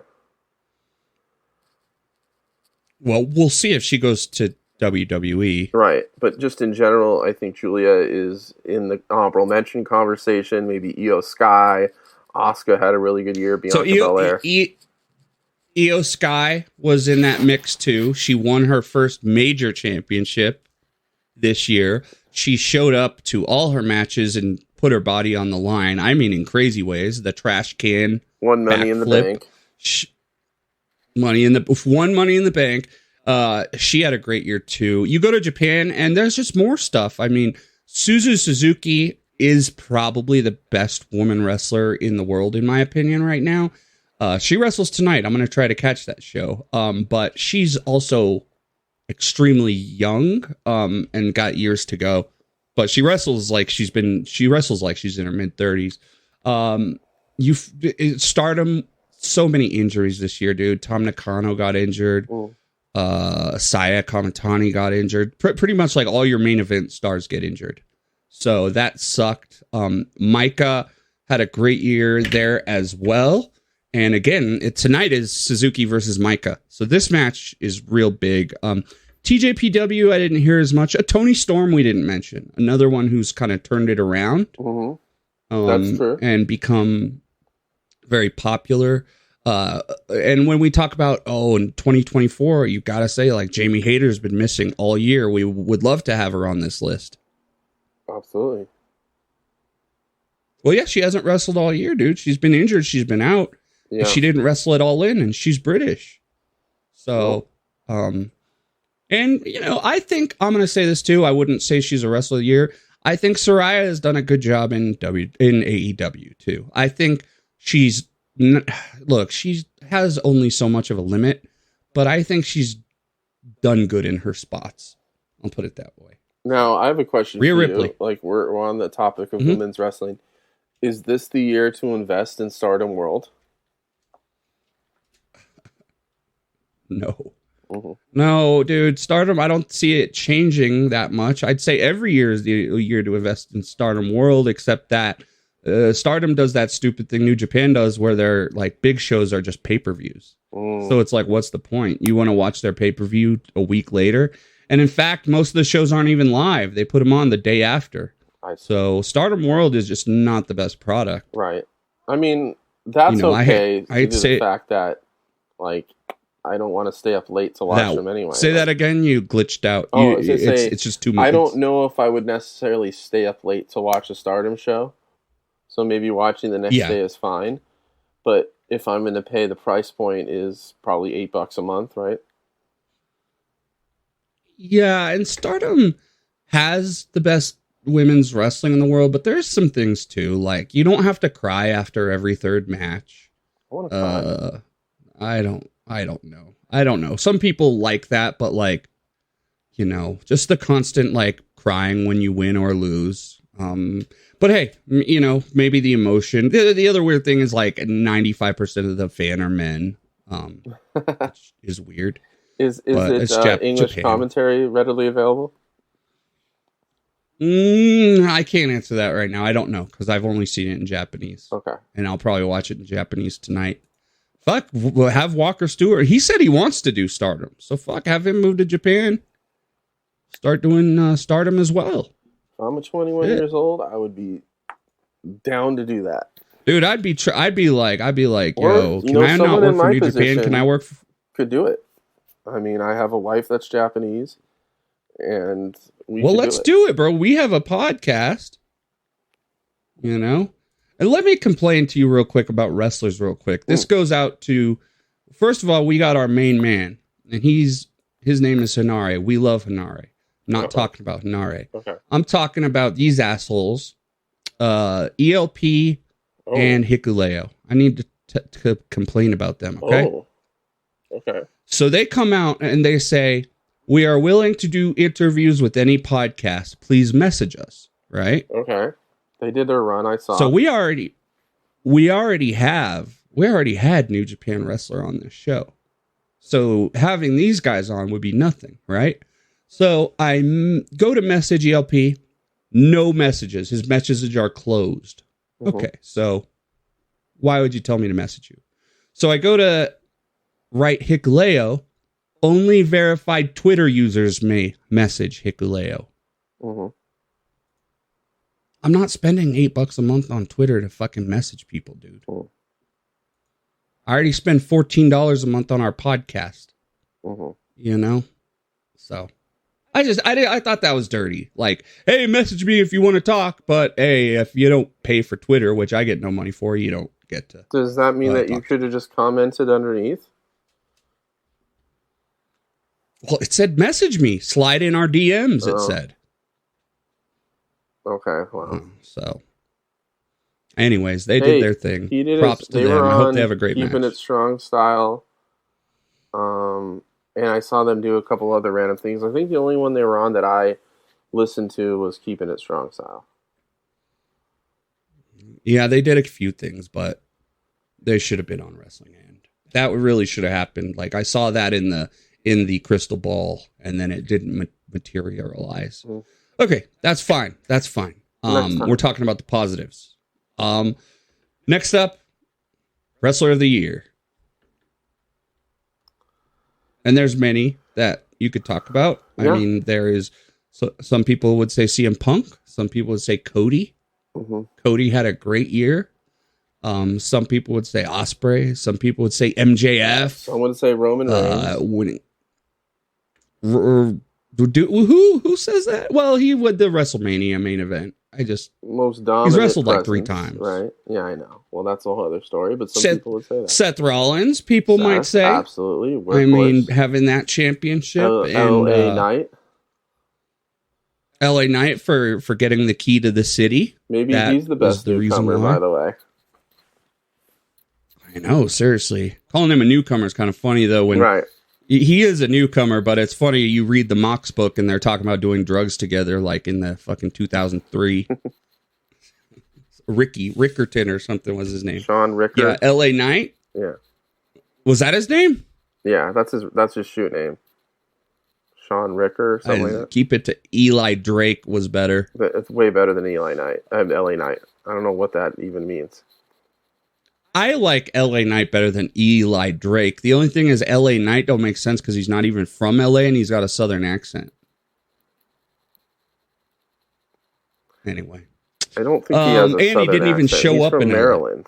He's got a little bit of a... He's got a little... Hey, even if it's in Maryland, he's got a little bit of something. Well, I told you he was living in my neighborhood for a while, so he did live out in L.A. for a while. No, that wasn't Eli Drake. That was that dude. That was that was Bradley or something.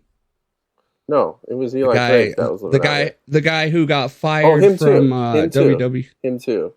But, Brad Maddox. Yeah, Brad Maddox lives out here somewhere, I think, or at some point. But no, Eli Drake, I've seen him I used to see him at my gym time to time. On Hollywood and Highland. He lives around. Did you ever go up to him and say, yeah?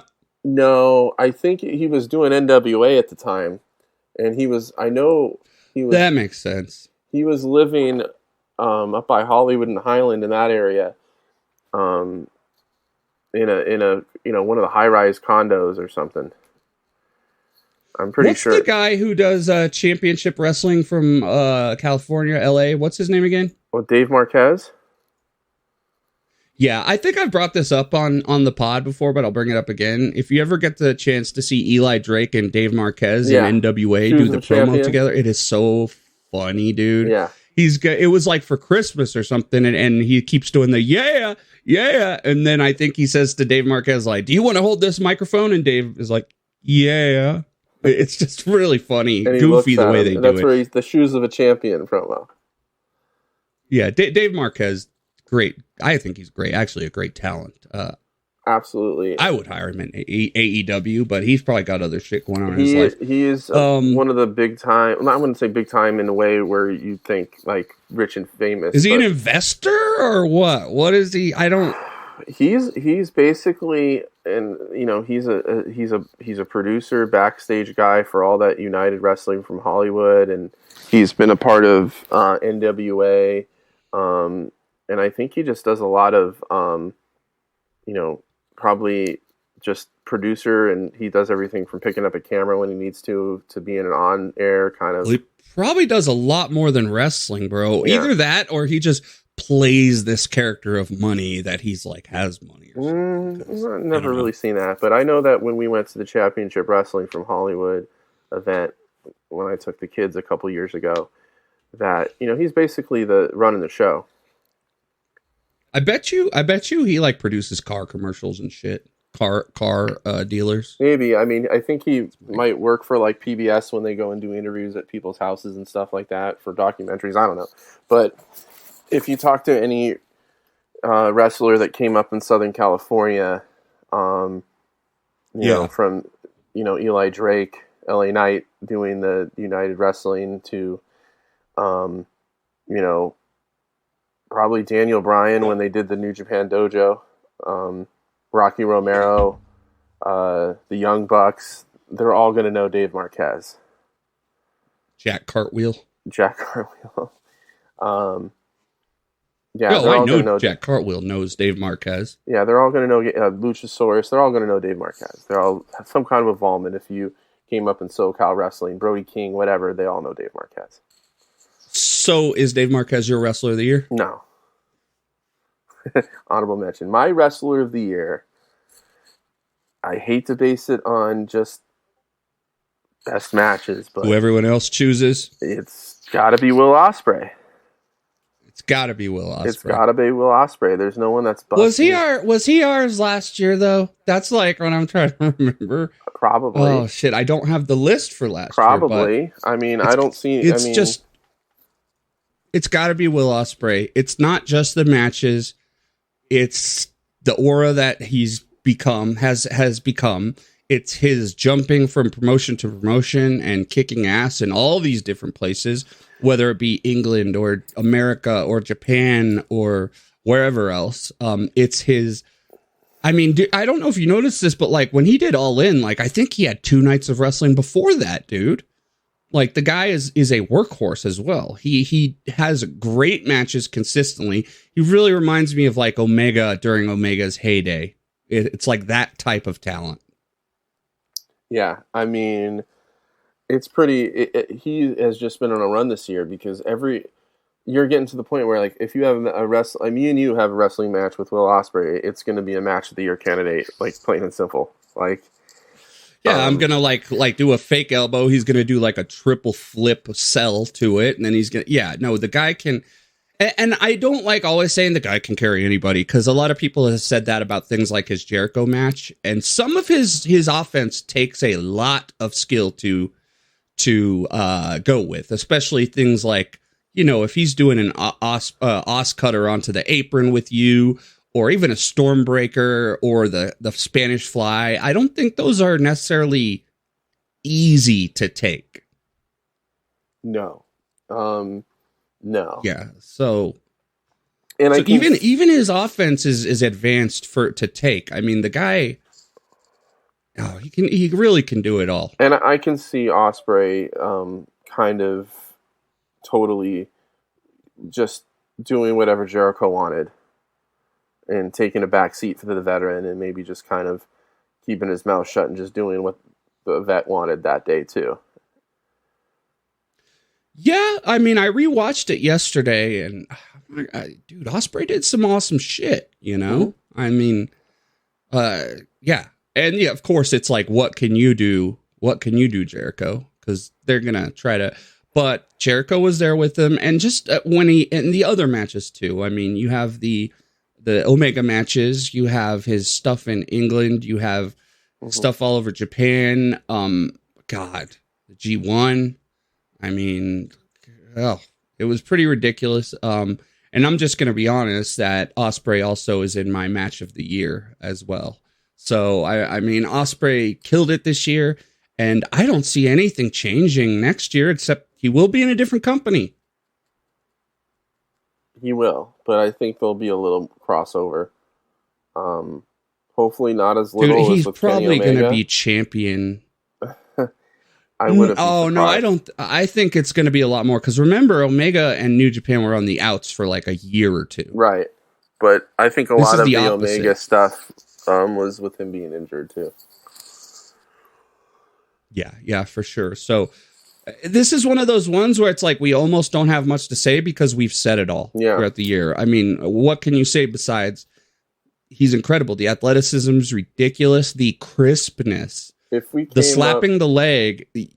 If we came up with the top 10 matches of the year, like Will Ospreay would probably be in about 5 to 7 of them. Dude, yeah, I've kind of thought of that already.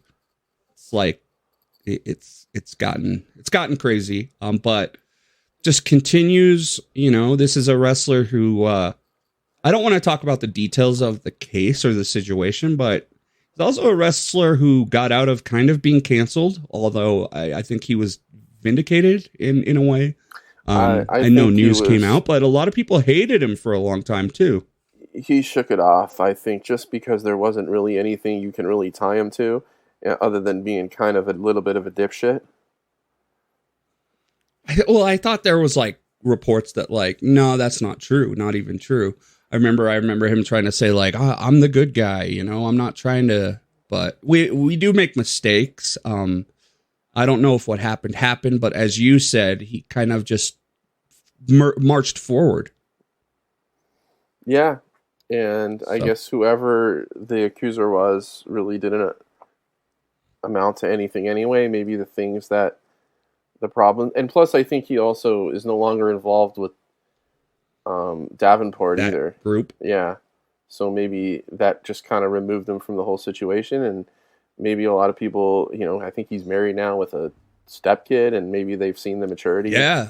Personally, Which is pretty cool too, seeing him mature. Like now he says, I want to live back in England with my stepson and stuff, and hearing him say that as opposed to being the sex pig party boy of a few years ago is pretty cool. Yeah.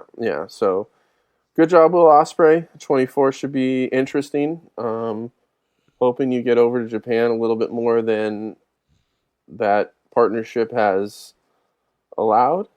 And but I also hope he's. Yeah, and well, he didn't take the big bucks. He took the medium bucks, didn't he? Medium bucks. There you go.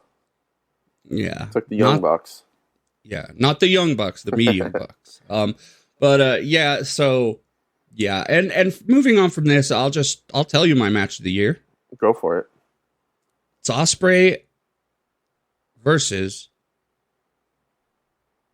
Umino was my match of the year. Great choice. I mean, look, okay, the main ones are going to be Ospreay and Okada, or excuse me, Ospreay and Okada. Wait, does that G1? Yeah, Ospreay Omega, I think is what that was great too. Ospreay Omega were both awesome, and I loved them, and I have nothing bad to say about those matches. But I tell you this every year. It's like my match of the year is the one that I react to the most in the moment for me, And this was one of those matches where I was on my feet, yelling at my TV, screaming in shock. I mean, I got tricked. I really got tricked into thinking, as a fan, Umino could possibly win. I knew he wouldn't win, though, but I started thinking for a second. And the near falls here were just, Shota was doing stuff I had never seen him do. I mean, you talk about a future ace, like Shota, God, I would say close to Wrestler of the Year for his growth this year. It was an incredible fucking match, dude, and I'll never forget it. For the same reasons, I also have an Ospreay match. Yes, of course. I'm going to go with the match that I reacted to the most where I saw so many awesome things down the stretch that I have never seen before from two wrestlers, including Will Ospreay, of course, that I have watched and just admired. And I'm going with the G1 semifinal with Tetsuya Naito versus Will Ospreay. Oh, dude, that one was amazing. Yeah, you're right. That match, God, there was some crazy shit, too, in that match. And Tetsuya Naito is, obviously one of my favorite wrestlers, and we can put them on that honorable mention list for maybe Wrestler of the Year of the year he had. Put him on there every year, dude. And he's a guy that just, he's the light switch, man. It's like, you need me?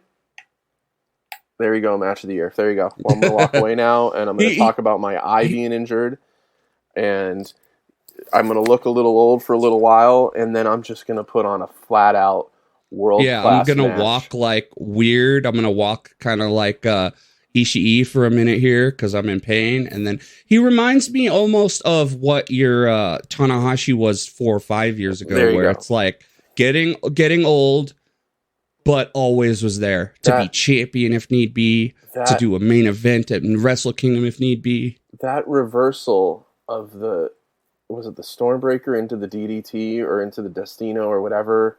Oh, dude, that shocked me. I jumped for that. I was like, oh shit. I mean, he's not quite to that extravagant level, but the stuff, it just reminds me of like, Randy Orton pulling off the RKO from all these just random, whether it was Matt Sydal jumping off the ropes or doing Evan it from Bourne. the curve stomp attempt from Seth Rollins. But Yeah, or to throw in a guy off a cage and doing it, which was kind of cool too. But I just feel like it's that athleticism out of nowhere kind of, and that is the thing about Naito is like, look, the genius, right? The Stardust genius, like known for being able to put together these crazy sequences and stuff. I can't think of a guy whose closing stretches are more exciting than Tetsuya Naito. And people forget too, like because of his gimmick, that he is one of the fastest wrestlers, even for an old guy. Yeah, I'm not going to say he runs the ropes at the speed of, say, like a young, like a Vikingo, but when it comes to these reversals and sequences, that guy is so fast. And yeah, just that was a great match as well. Some other stuff. You had the two WrestleMania main events. I think the first night was considered the better match because of the result, but the Cody match was good too. Actually, absolutely. It was really good. Yeah, it was really good. It had a shocking ending. It had a shocking ending, and it told a story that is going until to today. It's still going. So very interesting with that. Let me see here. God. Okay, I was thinking of a match. It was the trios best of 7 between Death Triangle and the Elite. But guess what? That was like on the 28th of December, dude. But that series did go into the New Year's, and that was pretty good too. Absolutely. Let's see. And it's funny. You remember a few years ago, our match of the year was. It's funny how we changed things, because remember a few years ago we had Lucha Brothers as our match of the year, and that was, Hey, and don't forget either that G1 final was outstanding too. It might have been the best non-Will Ospreay match of the year. Was the G1 final with Naito and Okada? Yeah. Oh, that was awesome too. Just to name some names here. This is non-New Japan. We had the Danielson versus Ricky Starks strap match. That was good. And remember that? And I think the Danielson Swerve was really good too. Oh, or Hangman. Well, and that's like Hangman Swerve. Hangman Swerve, very good. That's another thing. Swerve coming up. We might be talking a whole different thing about Wrestler of the Year next year, and considering what Swerve does. And I think the best AEW match of the year was the Danielson MJF 60-minute Iron Man match. Iron Man match, yep. Rhodes versus Reigns, we brought up. I thought that the 2 out of 3 falls between FTR and Bullet Club, I liked it better than the Iron Man. That match really, truly blew me away. Mm-hmm. The finish was incredible. Charlotte Flair versus Rhea Ripley, great. Danielson versus Zack Sabre Jr., great match. And that was in the years. Ospreay, Zack Sabre Jr. at Royal Quest was really good too. Yep, Omega versus Ospreay and Drew McIntyre versus Sheamus versus Gunther at WrestleMania. And I think you talked about it too, but best TV match of the year, let's mention FTR versus Juice Robinson and Jay White, that 2 out of 3 falls match, right? That's what I just brought up. Okay. Yeah. Great match. Yeah, that match, the finish was incredible. You've got Master Wato versus Teton. Great match from Best of Super Juniors. Master Wato not quite getting much credit here tonight, but had a pretty good middle of the year. And I think we want to give our boy Hinari love and give him some, and that would be his match with Shingo at the Road to Sakura Genesis. I think he had a really good match.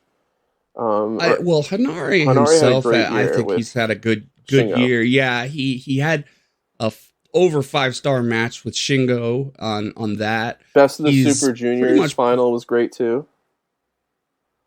Yep. So I have a lot of I have a lot of stuff down here. We've got Takahashi versus Master Wato at Dominion. Mm-hmm. Very good match. Ospreay versus Yota Tsuji at Destruction Kobe. That was great. Okada versus Naito, like you said. Ospreay versus Naito. Of course, we're going to go into the Ospreys now. Ospreay versus Zack Sabre. Ospreay versus Kenny Omega. And this guy rated Umino versus Ospreay his match of the year. Also, lots of good stuff. Takagi versus Ishii at Royal Quest, which I did not see.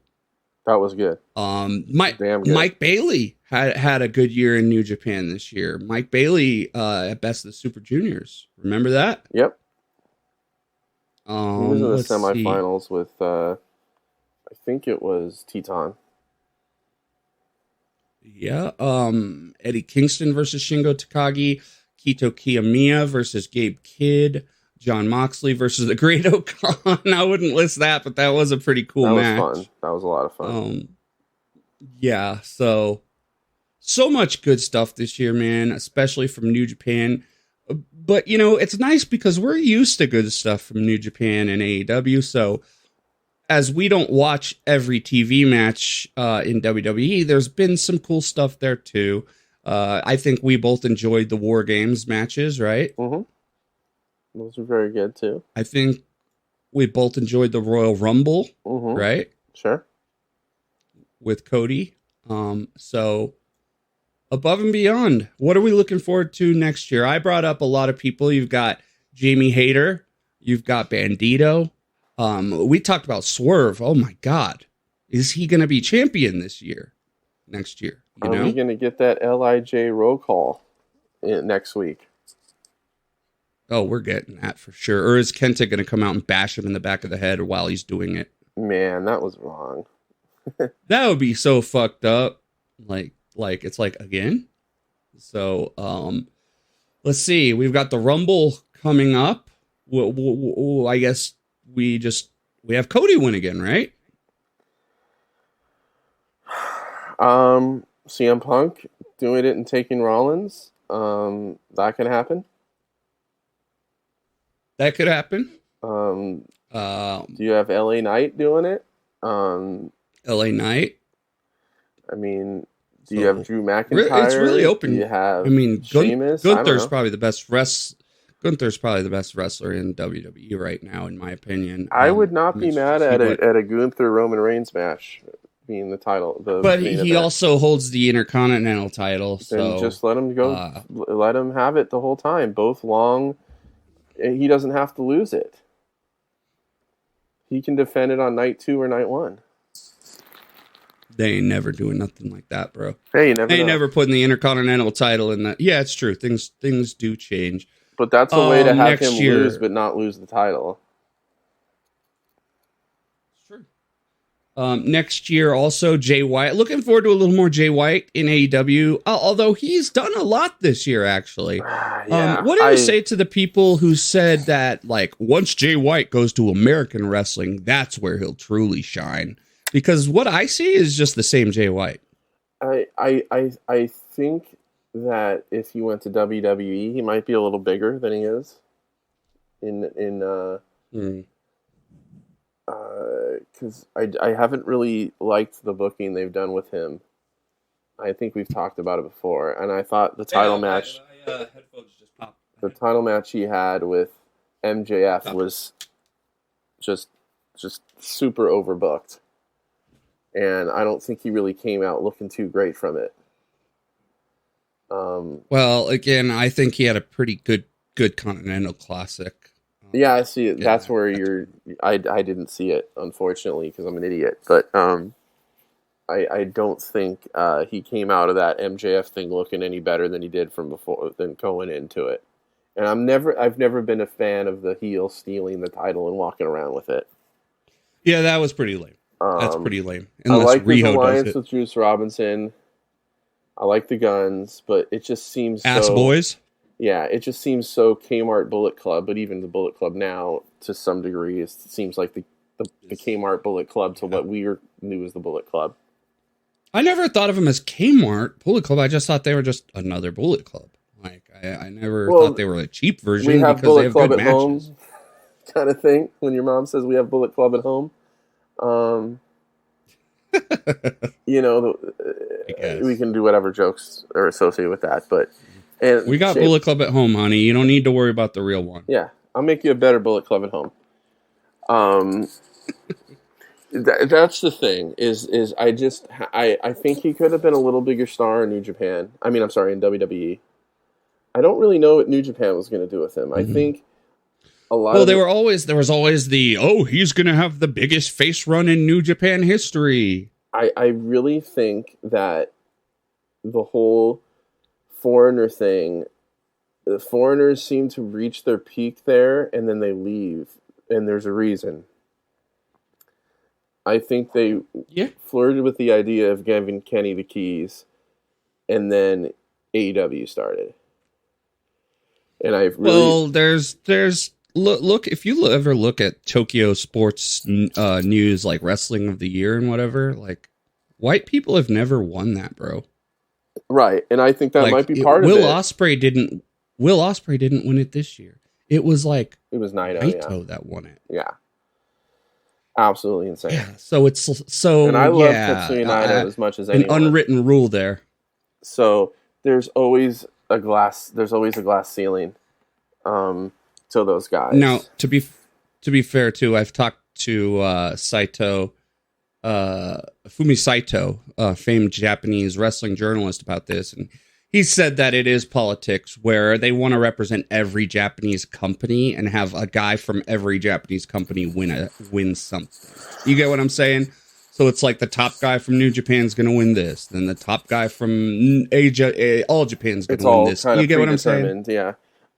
It's very political with the unwritten rule of it has to be Japanese. But I thought if any guy could break the mold, it could have been Kenny, simply because he knows the language. Yeah. But they weren't willing to let that happen, even with a guy who spoke what I would want to say somewhat fluid Japanese. I'm pretty sure he spoke fluently, dude. It's weird. They're like, and then they put on these shows in America for quote unquote Americans, have one Japanese guy on the show, a bunch of mid-card Americans, and then charge us $30 for it. So it's still some issues there. New Japan World still has issues, but we'll see. I don't think Tanahashi's going to be like, hey, we need to change New Japan World, but we'll see. I mean, that whole thing was a huge bust, and they're making us pay more money for it, and I feel like it was a lateral move at best. Yeah. The only thing it did good is that they have an app. Less stuff on there. They have an app now. Well, that's good. But they don't have it everywhere. I still can't watch it on my PlayStation. And I could always watch it on my phone. I just needed I had the in the browser. So I don't understand why they did so much to really not offer that much more. So I still think you know what's funny too is I heard one of the interviews is that ELP was a graphic designer in a former life. I don't know if you knew that. I did, yeah. But every time he does interviews too, he just talks about how bad graphics are for New Japan. And if you go and compare them to like Noah or DDT, it's true. Like Noah, they had like a full recreation samurai art style of all their wrestlers for one show. New Japan just has their stock photos of the guy they put left and right. And I think El Phantasmo has gone as far as to offer his help. And I think they said no. And they said no. So they need to start letting some more people in. And hopefully if Tanahashi is a little more open to foreign support, let me put it that way. Whether it's ELP helping with he grew graphics. up around a bunch of foreign wrestlers, but that xenophobia in Japan is very strong. Well, hopefully he's someone that can break the mold with that. Yeah, definitely. Something to look forward to in 2024. As far as AEW goes, I think this is going to sound weird, but I think getting the belt off Max is probably the best choice right now. And then readdressing from there. I think a lot of this quote unquote overbooking has a lot to do with injuries this year. Maybe, yeah. Because I've loved MJF in every sense of the word, but I do think that a lot of his main event angles have been a little overbooked and cutesy kind of done. Even that Adam Cole match. and that's why you got to remember this weekend. It's not a match. It's pretty much an angle. He's going into this one just as injured as in the previous match. Mm-hmm. And so hopefully it's just a squash or something. He gets off TV for a few months and they can adjust everything. Yeah. Maybe he comes back when Adam Cole comes back or something. But, we'll get the devil reveal, which no devil, and this is the thing, is no one that the devil could be will be impressive. And I've just realized that. I mean, there's no one you can name that would shock me, right? Legally, that can wrestle. I mean, who are the names mentioned? Adam Cole, Kyle O'Reilly, Adam Cole, Mercedes Moné. That would be shocking, but it'd be stupid. It would be stupid and make no sense. And plus, Jungle Boy is the lead. Yeah, I mean, it's sometimes they back themselves into a corner where they let it go so long. It's got to be somebody big. Otherwise, and it can't. Dolph Ziggler even would be weird. Like, it'd be like, really? Yeah. Why do you hate MJF? It wouldn't make sense. So no matter who it's going to be kind of weird. Hopefully they. But I still say, look, it's better than when SmackDown. It could be Will. It could be Will Ospreay. But still, I do compare it to when SmackDown had the storyline of Roman Reigns getting attacked backstage, and then there was like a mystery box, and then there was like 2 Eric Rowans, and then they just gave up on the story. So at least they're keeping it going. But that could turn out to not be great. But we will see. Swerve, again, just someone who's expected to make huge strides in 2024. We might even see Samoa Joe go on a run, and I would be okay with that. Would you? No, I would love to see Samoa Joe, at least the champion, there for a minute. Yeah. And then, Athena will be eventually, hopefully, joining AEW. You've got Mariah May in Japan right now working, and she's being paid by AEW. Or not Mariah May. That's the one who's on this show now. But you've got AEW has wrestlers in Japan basically training right now, women. Mm-hmm. So we're going to have a lot of those people come home from excursion, and we'll see what happens, man. Remember during the pandemic, they did that like women's tournament out there with, what's her name? Aja Kong. Well, yeah, but she disappeared from AEW like immediately. I know, but during the pandemic, they had some kind of tournament in Japan. The Collective. Yeah. Oh, did they? Yeah. They had an AEW. Oh, sorry, I was getting Aja Kong mixed up with the other Kong, Awesome Kong. Right. But I think they had like a tournament with a bracket in Japan and a tournament with in the United States, and then.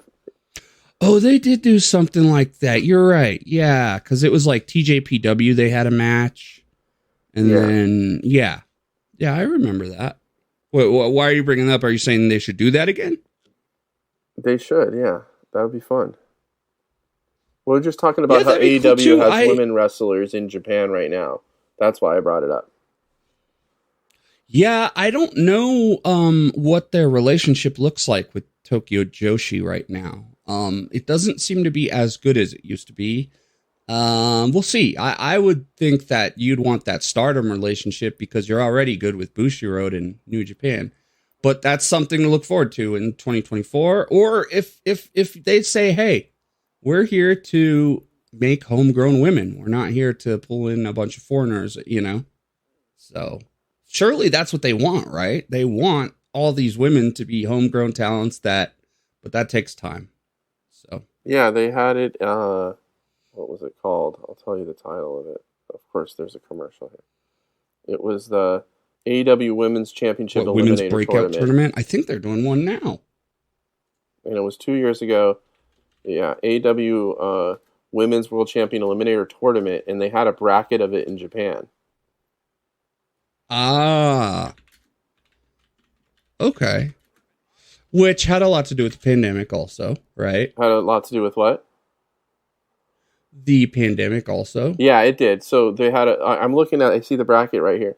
So in Japan, they had Yuka Sakazaki, Mei Suruga, Veni, Emi Sakura, Maki Ito, Ryo Mizunami, Aja Kong, and Rin Katakura. And then in the U.S., they had Layla Hirsch, Thunder Rosa, Serena Deeb, Riho, Was Tai that when Thunder Conti. Rosa went into Yamashita in Japan? No, it wasn't. Ty Conti, Nyla Rose, Britt Baker, and Anna Jay in the U.S. Okay. I don't remember who won. Yeah. But they had a whole bracket, including Maki Ito and in. It's probably not Japan. great that you don't remember who won it. Yeah, I saw someone that was talking about that actually recently, and I had thought that the idea was that they were talking about doing another one with women, but I don't know if that's true. I don't know if that's true at all. So What is yeah, we'll what see. is Maki Ito's a company that she's affiliated with in Japan? Tokyo Joshi Pro. Oh, she's Tokyo Joshi. Okay, so that is Yeah. who AEW kind of ran that through. Yeah, Mhm. yeah. She's allowed to work in America, I think, too. She's with GCW all the time. Got So, you. yeah. So, yeah, we'll see. And of course, you just had who came? Thunder Rosa just came back too, which is huge for the company. I mean, we'll see if she can rebuild herself too. So lots of cool stuff. Yeah, here, Justin. absolutely. Now, I said we were going to run down the main Tokyo Dome, but we're actually not going to do that because we've gone for about an hour, 2 hours already. Jesus God. Wow. Which is like the longest show we've done in months. So, y'all know how to Google Tokyo Dome. Let me make sure Oklahoma is beating Arizona real quick See. as we're on here. And they are, they lost by 13 points. Okay, that sucks. Okay, Sorry, dude. cool. All right. Well, I'm not going to get all sad and depressed. It was only a couple dollars. It's all good. Okay, cool. Anything else you want to say, Justin? That's it, man. Enjoy this last week of the wrestling year and the first week of the next one. And we will have a lot more to talk about. Let's see. We'll try to get together in a week and a half or so and talk about Tokyo Dome. Absolutely. See what's going on. Yes. Thank you all for listening.